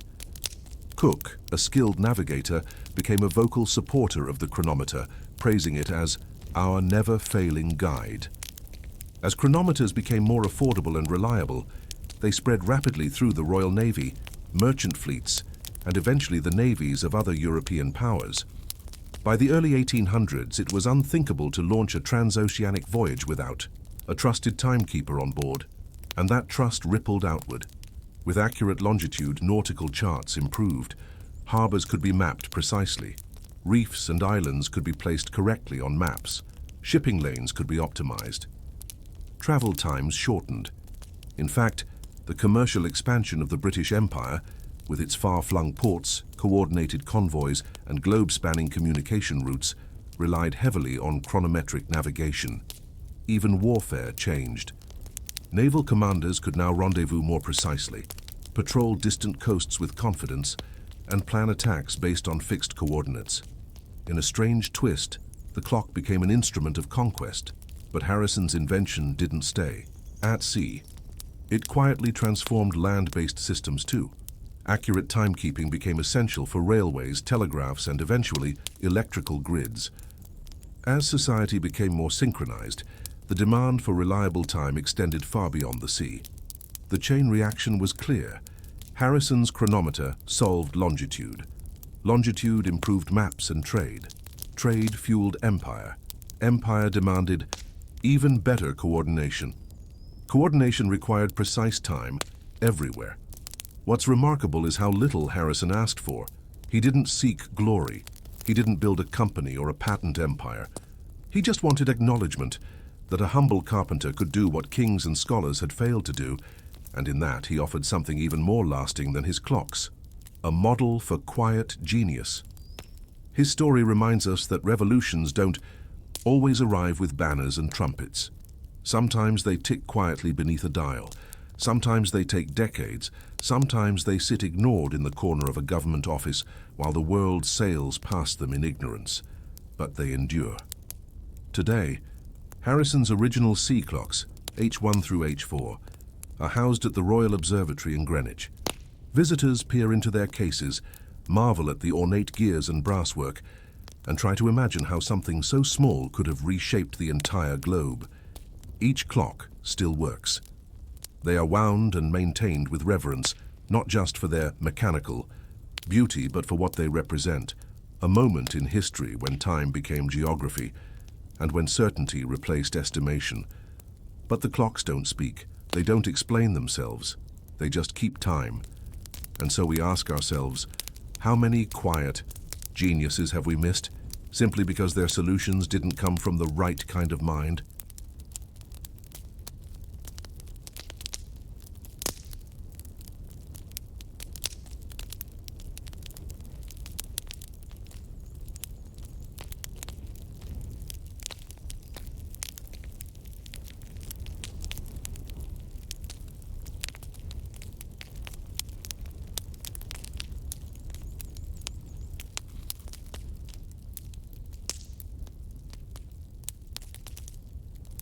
Today, when you look at a modern globe, you'll see a network of imaginary lines, latitudes and longitudes, wrapping the Earth in a neat, navigable grid. These lines divide the planet into zones, fix airports and borders, and power every GPS device in your pocket. But none of this was inevitable.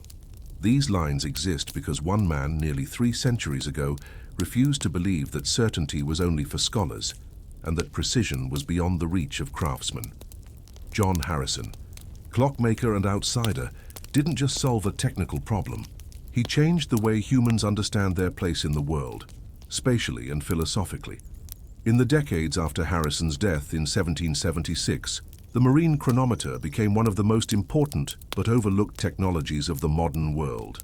Its development paralleled the rise of global empires, transatlantic commerce, and scientific mapping. Yet few people knew the story of the man who made it possible. Chronometers, often built in the image of Harrison's H4, became mandatory equipment aboard British Navy ships by the early 19th century. Private ship owners followed suit. Insurance underwriters in Lloyd's of London began offering discounts to vessels equipped with certified chronometers, acknowledging that such ships were less likely to get lost or wrecked. Even explorers relied on Harrison's legacy. Captain James Cook used a copy of H4 on his voyages to the Pacific. Cook was a believer. He wrote in his journals that the chronometer performed beyond all expectation. It allowed him to chart coastlines and islands with such accuracy that many of his maps were still in use a century later. But as Harrison's chronometers gained influence, the science of time itself evolved. The success of mechanical timekeeping raised a new problem. If time could be kept so accurately at sea, why not on land? And once cities began synchronizing clocks with one another, the idea of standardized time zones took hold. Britain led the way. The Greenwich Observatory, Long Ho, a home for astronomy, became a timekeeping powerhouse. It transmitted daily time signals by telegraph. Trains and factories began using Greenwich Mean Time, GMT. And in 1884, at the International Meridian Conference, Greenwich was chosen as the global reference point for time and longitude. The prime meridian, 0-degree longitude, ran directly through the observatory grounds. This was the final irony. Harrison's invention had made fixed position possible. And now the world needed a fixed origin for all those new coordinates. Without him, there would have been no precise longitude. Without longitude, there could be no unified meridian. And without the meridian, modern timekeeping itself would be rudderless. All this from a man whose first clocks were carved from wood. It would take nearly 200 years for John Harrison to receive full credit. In 1995, the Board of Longitude's records were revisited. Scholars began re-examining Harrison's contributions in a modern context. A renewed interest emerged, and with it, a cultural shift. Harrison was no longer the obsessive outsider, but the visionary who saw further than the establishment ever. Could his original sea clocks, H1 through H4, are now displayed at the Royal Observatory in Greenwich. H4 in particular remains a marvel of engineering. With 1,200 components and a mainspring designed to counteract variations in tension, it was more precise than any pocket watch of its time. Every now and then, the clocks are wound and set into motion. They still tick, they still keep near-perfect time. There is something quietly humbling about that.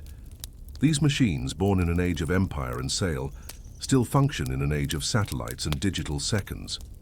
But perhaps Harrison's greatest contribution wasn't technical. He proved that persistence can outlast pedigree, that someone outside, the system can build something the system desperately needs. That invention doesn't always arrive on the wings of academia or inside the corridors of power. It sometimes arrives in the back of a shed. Over decades, uncelebrated, and yet the implications of his work were vast. He gave seafarers certainty, he gave empires reach, he gave the world a way to measure itself. In the modern age, it's easy to forget how fragile orientation used to be. Before Harrison, knowing where you were on the ocean was equal parts luck, tradition, and art. His chronometers turned it into data. They transformed maritime navigation into something repeatable, learnable, and insurable. Even the idea of GPS, born centuries later, owes a quiet debt to Harrison. The satellites overhead track atomic time and triangulate your position through dozens of calculations per second. But the core principle is the same. Knowing where you are begins by knowing what time it is. And still, Harrison's story poses uncomfortable questions. How many solutions have been lost because they came from the wrong sort of person? How much longer might the longitude problem have persisted if Harrison hadn't defied the board, the astronomers, and the expectations of class and education? How many more problems today still await a Harrison, someone working in obscurity, refining a mechanism, quietly chasing accuracy for its own sake? John Harrison didn't write manifestos. He didn't conquer or destroy. He didn't trade in wealth or war. He built clocks, and with them he gave the world a tool to make sense of itself, a tool that still ticks in darkened museum halls and inside billion-dollar machines circling the Earth. A quiet, steady beat, bridging the past to the present. You can visit his clocks, you can hear their sound, but if you listen closely, you might not hear gears. You might just hear a man whispering, "Now you know where you are." When people speak of Napoleon Bonaparte, they tend to speak in cannon fire. They speak of Austerlitz, of the Russian winter, of Waterloo. He is remembered in terms of glory and defeat, military genius and eventual exile. But history is not only shaped by battlefields. Sometimes it's shaped by cabbages, or more specifically, a shortage of lettuce. This is the story of a quieter defeat, one not taught in textbooks or sculpted in marble. It was not military but agricultural, not glorious but embarrassing. And in the waning days of the 18th century, it showed just how fragile even the greatest of regimes could be when confronted with that most mundane of enemies, a bad harvest. To understand the lettuce crisis of 1801, we need to understand the France that Napoleon inherited. By the time Napoleon came to power in 1799 through the coup of 18 Brumaire, the French Republic was a fragile, exhausted organism. The French Revolution had upended every institution. The monarchy was gone. The church had been disempowered. Land ownership had changed hands violently. Farmers, once tied to local customs and nobility, were now operating in a new chaotic system with no central guarantees.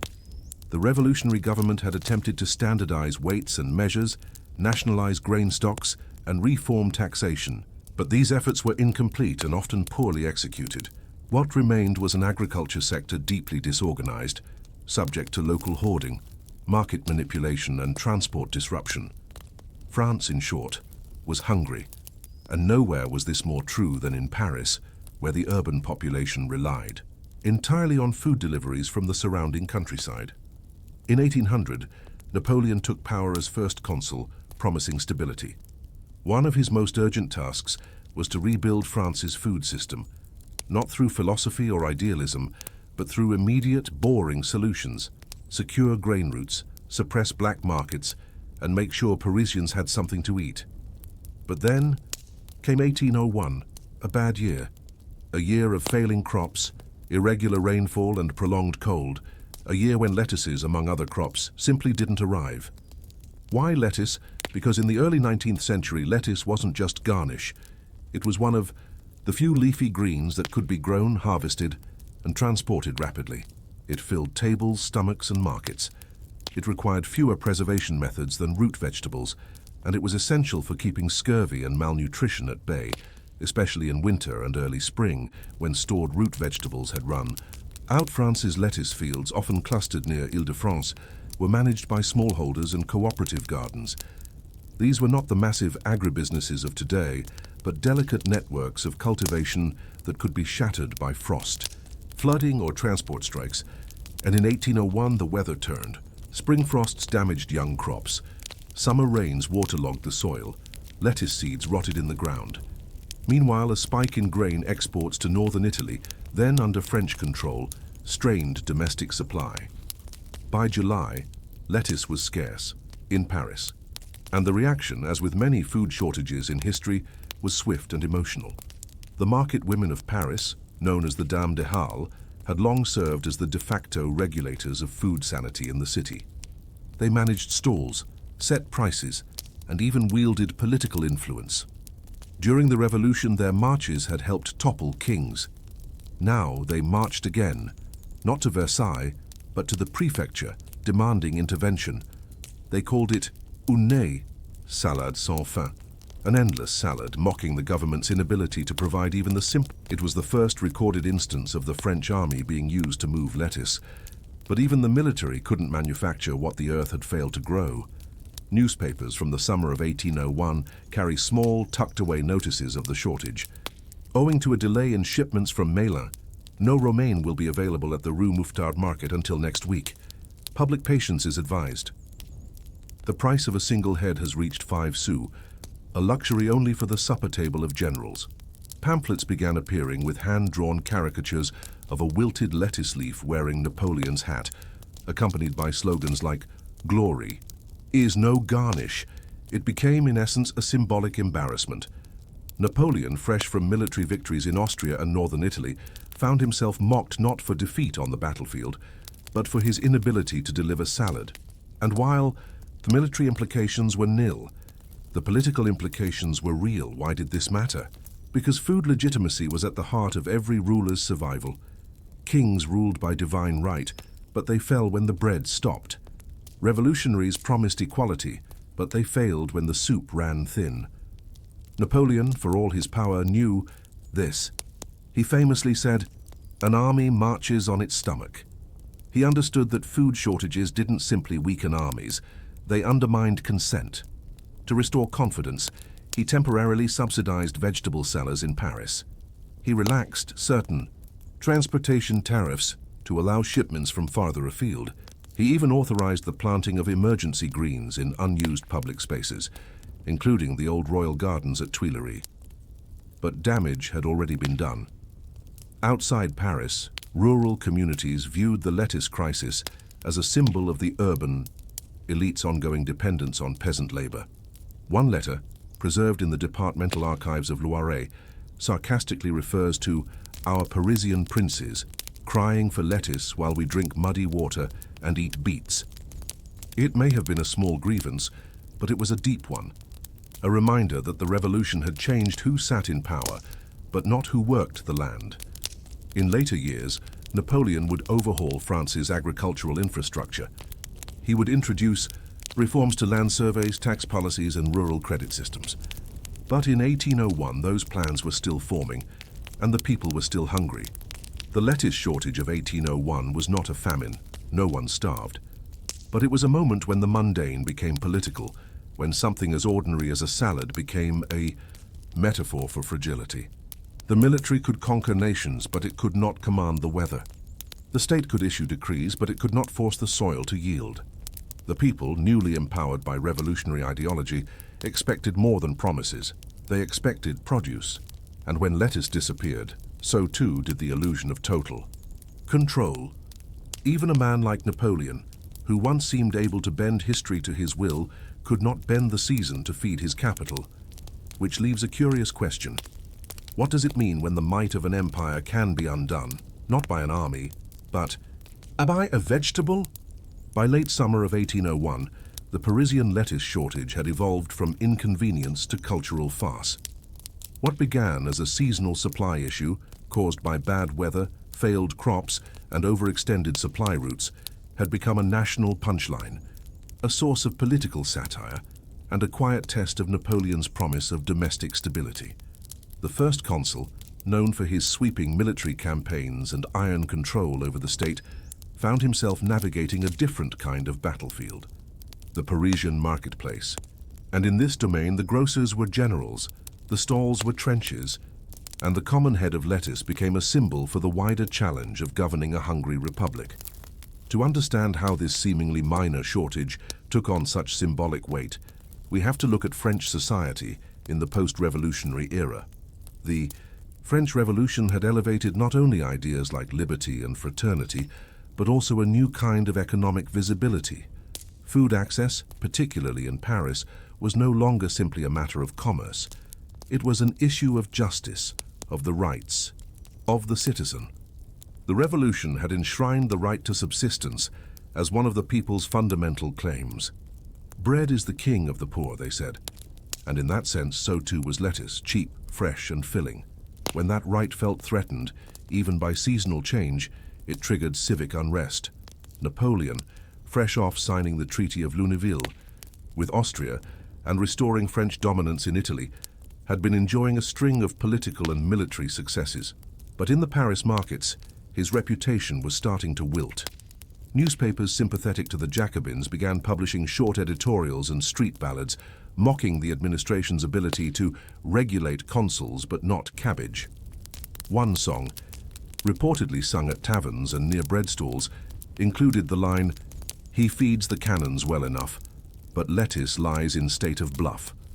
More troubling for Napoleon were reports reaching his ministers that anti-government pamphlets were being distributed in baskets of vegetables, a tactic borrowed from the revolutionary underground. The fact that lettuce itself was missing only made the satire sharper. And while this did not pose an existential threat to Napoleon's rule, it underscored a fragility in his popular support. In response, Napoleon leaned into the tools he trusted, most state control and military logistics. He commissioned Marshal Berthier, his right-hand man in military affairs, to supervise a small unit of army quartermasters assigned to assess vegetable stocks in the Île-de-France region. Their job was not to plant or harvest, but to count heads of lettuce in the surrounding communes and determine what, if any, surpluses could be moved into Paris. It was one of the few times in French history when a man with a battlefield named after him was tasked with inventorying salad greens. The Ministry of the Interior also issued temporary licenses to private carriers, allowing them to bypass standard tolls and checkpoints if they were transporting perishables. This lettuce corridor, as some newspapers called it, included a special exemption for carts coming from as far as Tours, Orléans, and Rouen. The goal was clear: restore visibility, if not abundance. People might tolerate high prices or short rations, but empty stalls sparked fear. Still, the results were mixed. In some quarters of the city, particularly the more affluent arrondissement, lettuce returned in modest quantities by early September. But prices remained high, and public trust did not rebound quickly. Meanwhile, outside the capital, the measures fueled resentment. Peasants in the countryside, already taxed and requisitioned beyond comfort, now found themselves compelled to supply food to the very citizens who had overthrown the monarchy and disrupted rural land ownership in the first place. One village in Seine-et-Marne refused to allow its lettuce harvest to be collected by Parisian merchants, instead distributing it locally. In protest, the mayor reportedly declared, "Let the city drink its own soup, we feed ourselves first." This divide between urban expectation and rural fatigue was a recurring problem in French governance. The revolution had made lofty promises of equality, but rural communities often felt only the weight of urban consumption and state interference. Napoleon was not unaware of this. He once remarked, "The Republic is sustained by the grain of the countryside and the silence of the peasants." But that silence by 1801 was growing thin. Culturally, the lettuce shortage triggered something else, a redefinition of comfort. For the urban bourgeoisie, newly risen under the Directory and early consulate, lettuce had become a staple not just of diet but of identity. Its absence was more than a health concern. It was an affront to middle-class routine. Cookbooks from the period, like La Cuisinière Républicaine, offered dozens of recipes involving fresh greens, salads with vinegar, dressings and boiled lettuces served with bone marrow. To be denied these dishes was to be denied a claim to refinement, especially after years of revolutionary chaos. In this sense, the shortage was symbolically destabilizing, suggesting that even after regime change, even under Napoleon's order, the basic rhythms of comfort could not be guaranteed. To contain the unrest, Napoleon turned to another tool, public distraction. In October 1801, Paris hosted a series of state-sponsored spectacles, including military parades, operatic performances, and an exhibition of Egyptian artifacts brought back from the failed campaign in North Africa. Critics noted that lettuce remained scarce, but entertainment was plentiful. Behind the scenes, government agents worked to suppress the pamphlets and songs mocking the first salad crisis. Some printers were fined, others were quietly warned. Meanwhile, the weather changed. Autumn cooled the city, root vegetables returned to the stalls, and slowly the public attention drifted elsewhere.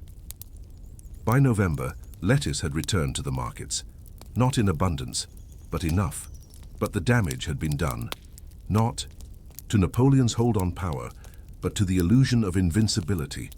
For all his success abroad, his failure to address a domestic agricultural shortfall, one as seemingly trivial as lettuce, revealed the limits of centralized authority in a post-revolutionary state. The episode prompted internal reforms. Napoleon's administration began investing in more reliable agricultural census methods, mapping growing regions with military precision. Tax incentives were quietly offered to farmers who diversified crops. And by 1802, a formal Bureau of Rural Transport was created to standardize the movement of perishable goods into urban centers.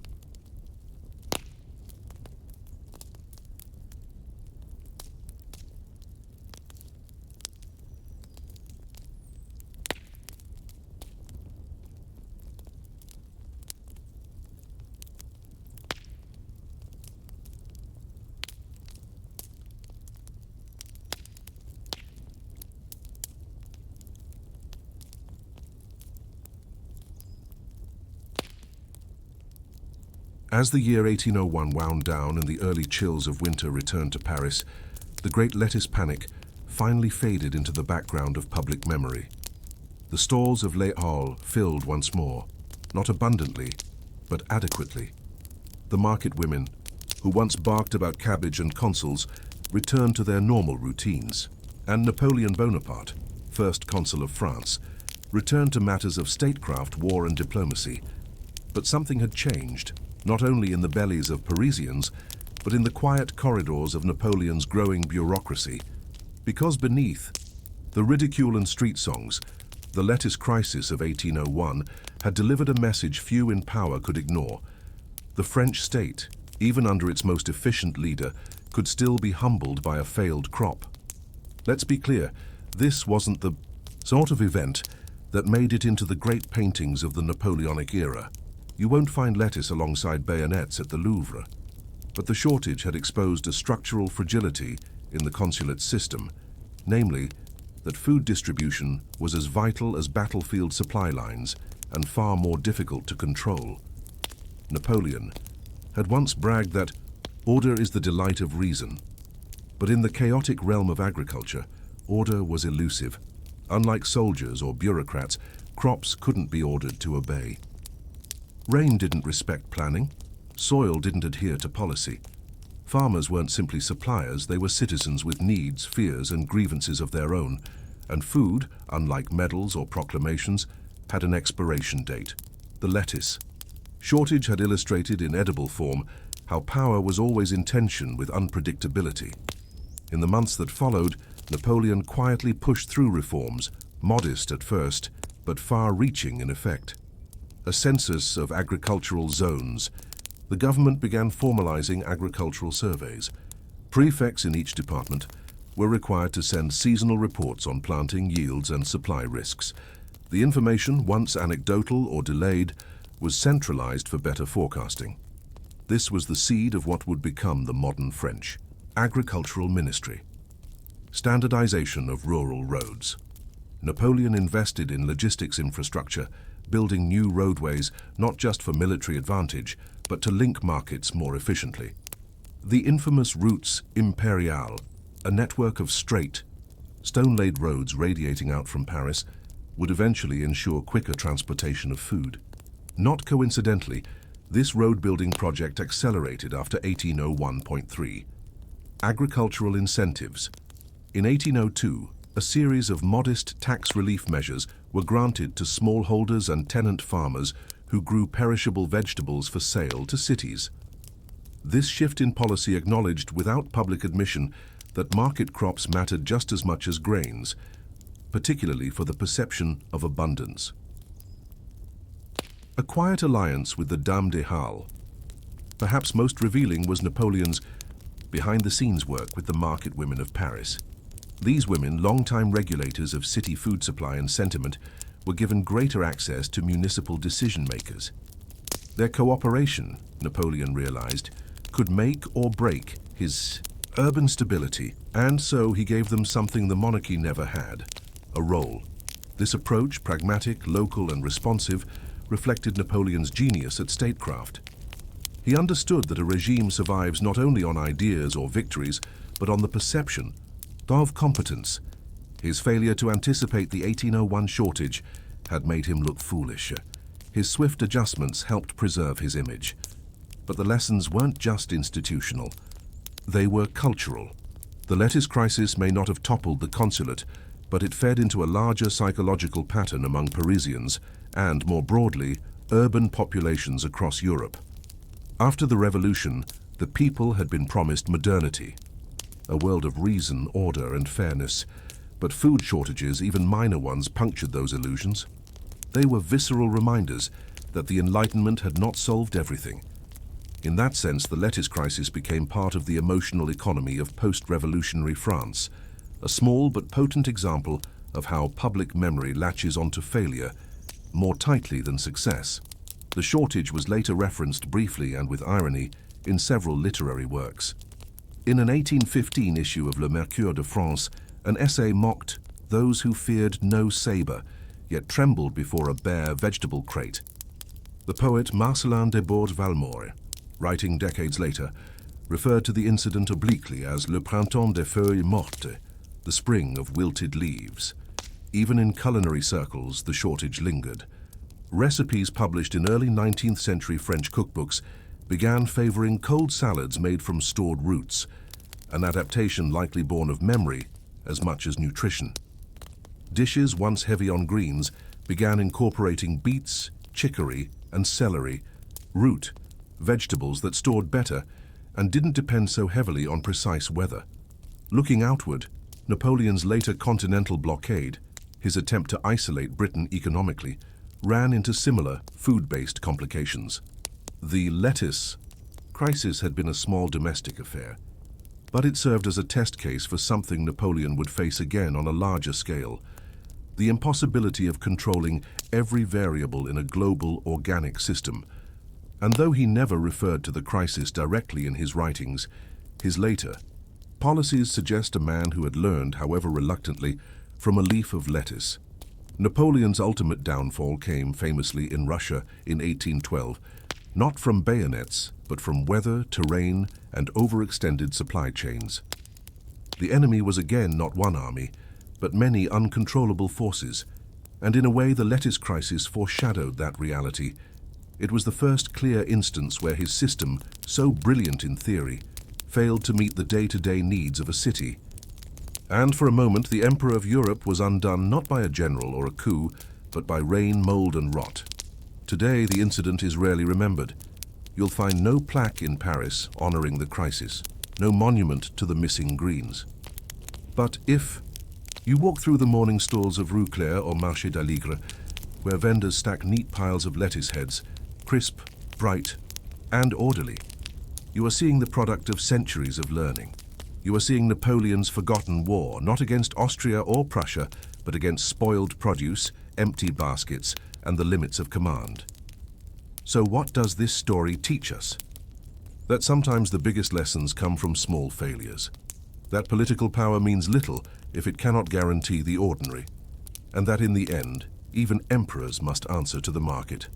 Still, one can't help but wonder, if history remembers battles more than harvests, what other forgotten defeats might lie buried in the pantry? There's nothing dramatic about a bar of soap. It doesn't gleam like a sword, boom like a cannon, or sparkle like a crown. It's not a symbol of wealth or conquest. But if you're reading this now, the reason you're alive might have more to do with soap than with anything else in history. Because long before antibiotics, vaccines, or public health systems, there was filth. And it killed millions. And then, quietly, gradually, soap began to win. This is the story of how a boring, greasy lump, once made by hand in backyards and monasteries, became one of the most important weapons in humanity's fight against plague, infection, and premature death. Let's begin in 14th century Europe, the age most associated with plague. The Black Death, beginning around 1347, is estimated to have killed between 75 to 200 million people across Europe, Asia, and North Africa. It emptied towns, collapsed economies, and rewired belief systems. But the most terrifying thing about the plague was how little anyone understood it. Theories ranged from miasma, bad air, to divine punishment, planetary alignment, or Jewish conspiracy. Cities responded with bonfires, incense, and quarantines, but not hygiene, because at the time cleanliness was not linked to health. In fact, frequent bathing was often discouraged. Medieval Christian thought viewed cleanliness with suspicion. Many monastic rules encouraged limited bathing to promote humility. There was also a belief that washing opened the skin to infection, making one more vulnerable. Soap existed, but it was rare, harsh, and poorly understood. The earliest soaps were made from animal fat, tallow, and ash, often supplemented with plant oils or lime. They were coarse, abrasive, and mostly used for laundry, not personal hygiene. Some civilizations had made greater use of soap.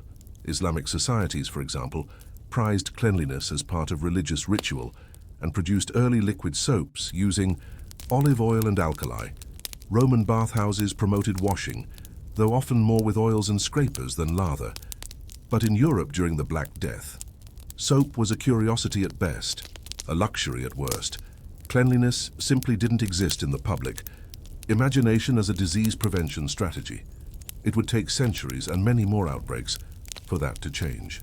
Fast forward to the 17th century. The plague continues to strike in waves. London in 1603, 1625, 1665.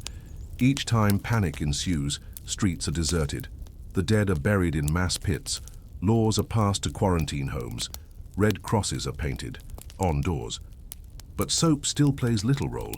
In the 1665 Great Plague of London, Daniel Defoe famously recorded that people wore herbs around their necks, burned vinegar-soaked cloth, and fled the city when they could. Those who remained trusted fumes over cleanliness. Soap remained expensive and locally produced, often scented and sold more as a cosmetic than a preventative. It was available, but not medicalized. Still, a shift was beginning. In the 18th century, Enlightenment thinking started to pierce through superstition. Scientists and doctors began looking for patterns in disease.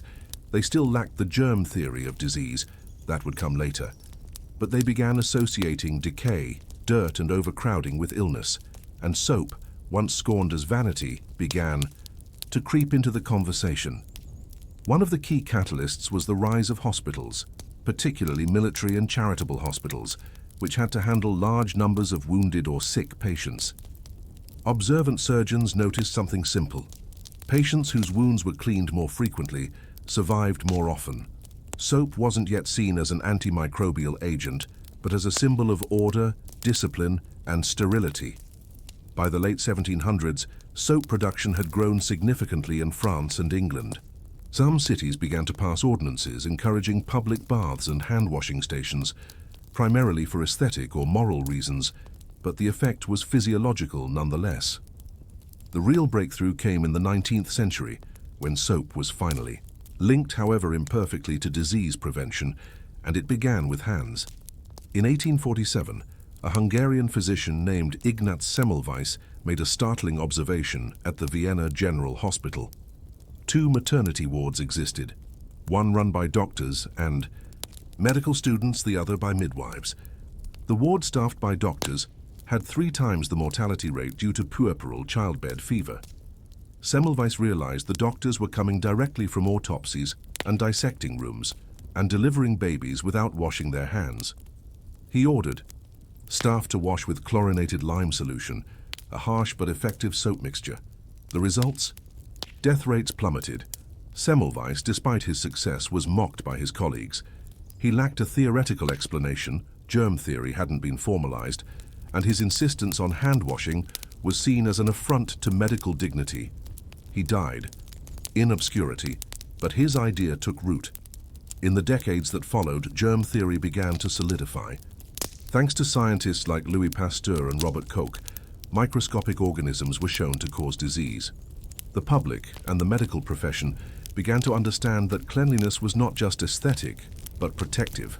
Soap became a medical tool. Hospitals mandated hand-washing. Medical students were trained in antiseptic procedure.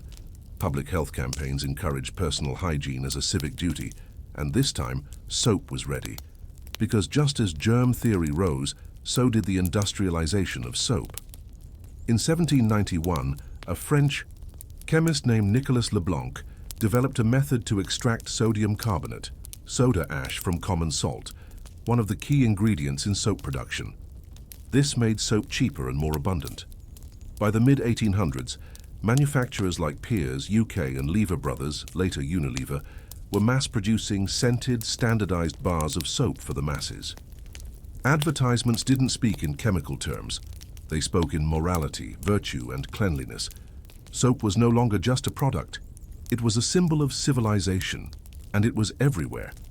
By the early 20th century, soap had joined the ranks of vaccination, clean water, and sanitation as one of the 4 pillars of modern public health. It didn't kill bacteria like antibiotics would. It didn't immunize. But it created a barrier, a slippery mechanical removal of pathogens from skin, clothes, and surfaces. And it worked. Rates of infant mortality fell. Outbreaks of typhoid, cholera, and dysentery declined. The old diseases of filth were pushed back. And the plague, so devastating for centuries, faded from Europe, not with a cure, but with a combination of isolation, cleanliness, and time. Soap had no ceremony. It didn't get a monument, but it changed the world. So here we are centuries later. We lather, rinse, and scrub, often without thinking. But every bar of soap carries the residue of history, of millions who died without it, and of a slow, boring revolution that saved those who came after. Still, you might wonder, what else might we be ignoring today simply because it doesn't look like a solution yet? By the mid-19th century, soap had completed a transformation, from artisanal curiosity to industrial necessity. No longer the exclusive domain of apothecaries or laundry workers, soap had become a mass commodity, shipped by the ton, advertised to the public, and crucially, woven into the language of health and empire. Soap now cleaned more than hands, it cleaned consciences. It became a marker of modernity, civility, and discipline. And in the process, it began to shape how nations saw themselves and how they treated the rest of the world. This is the strange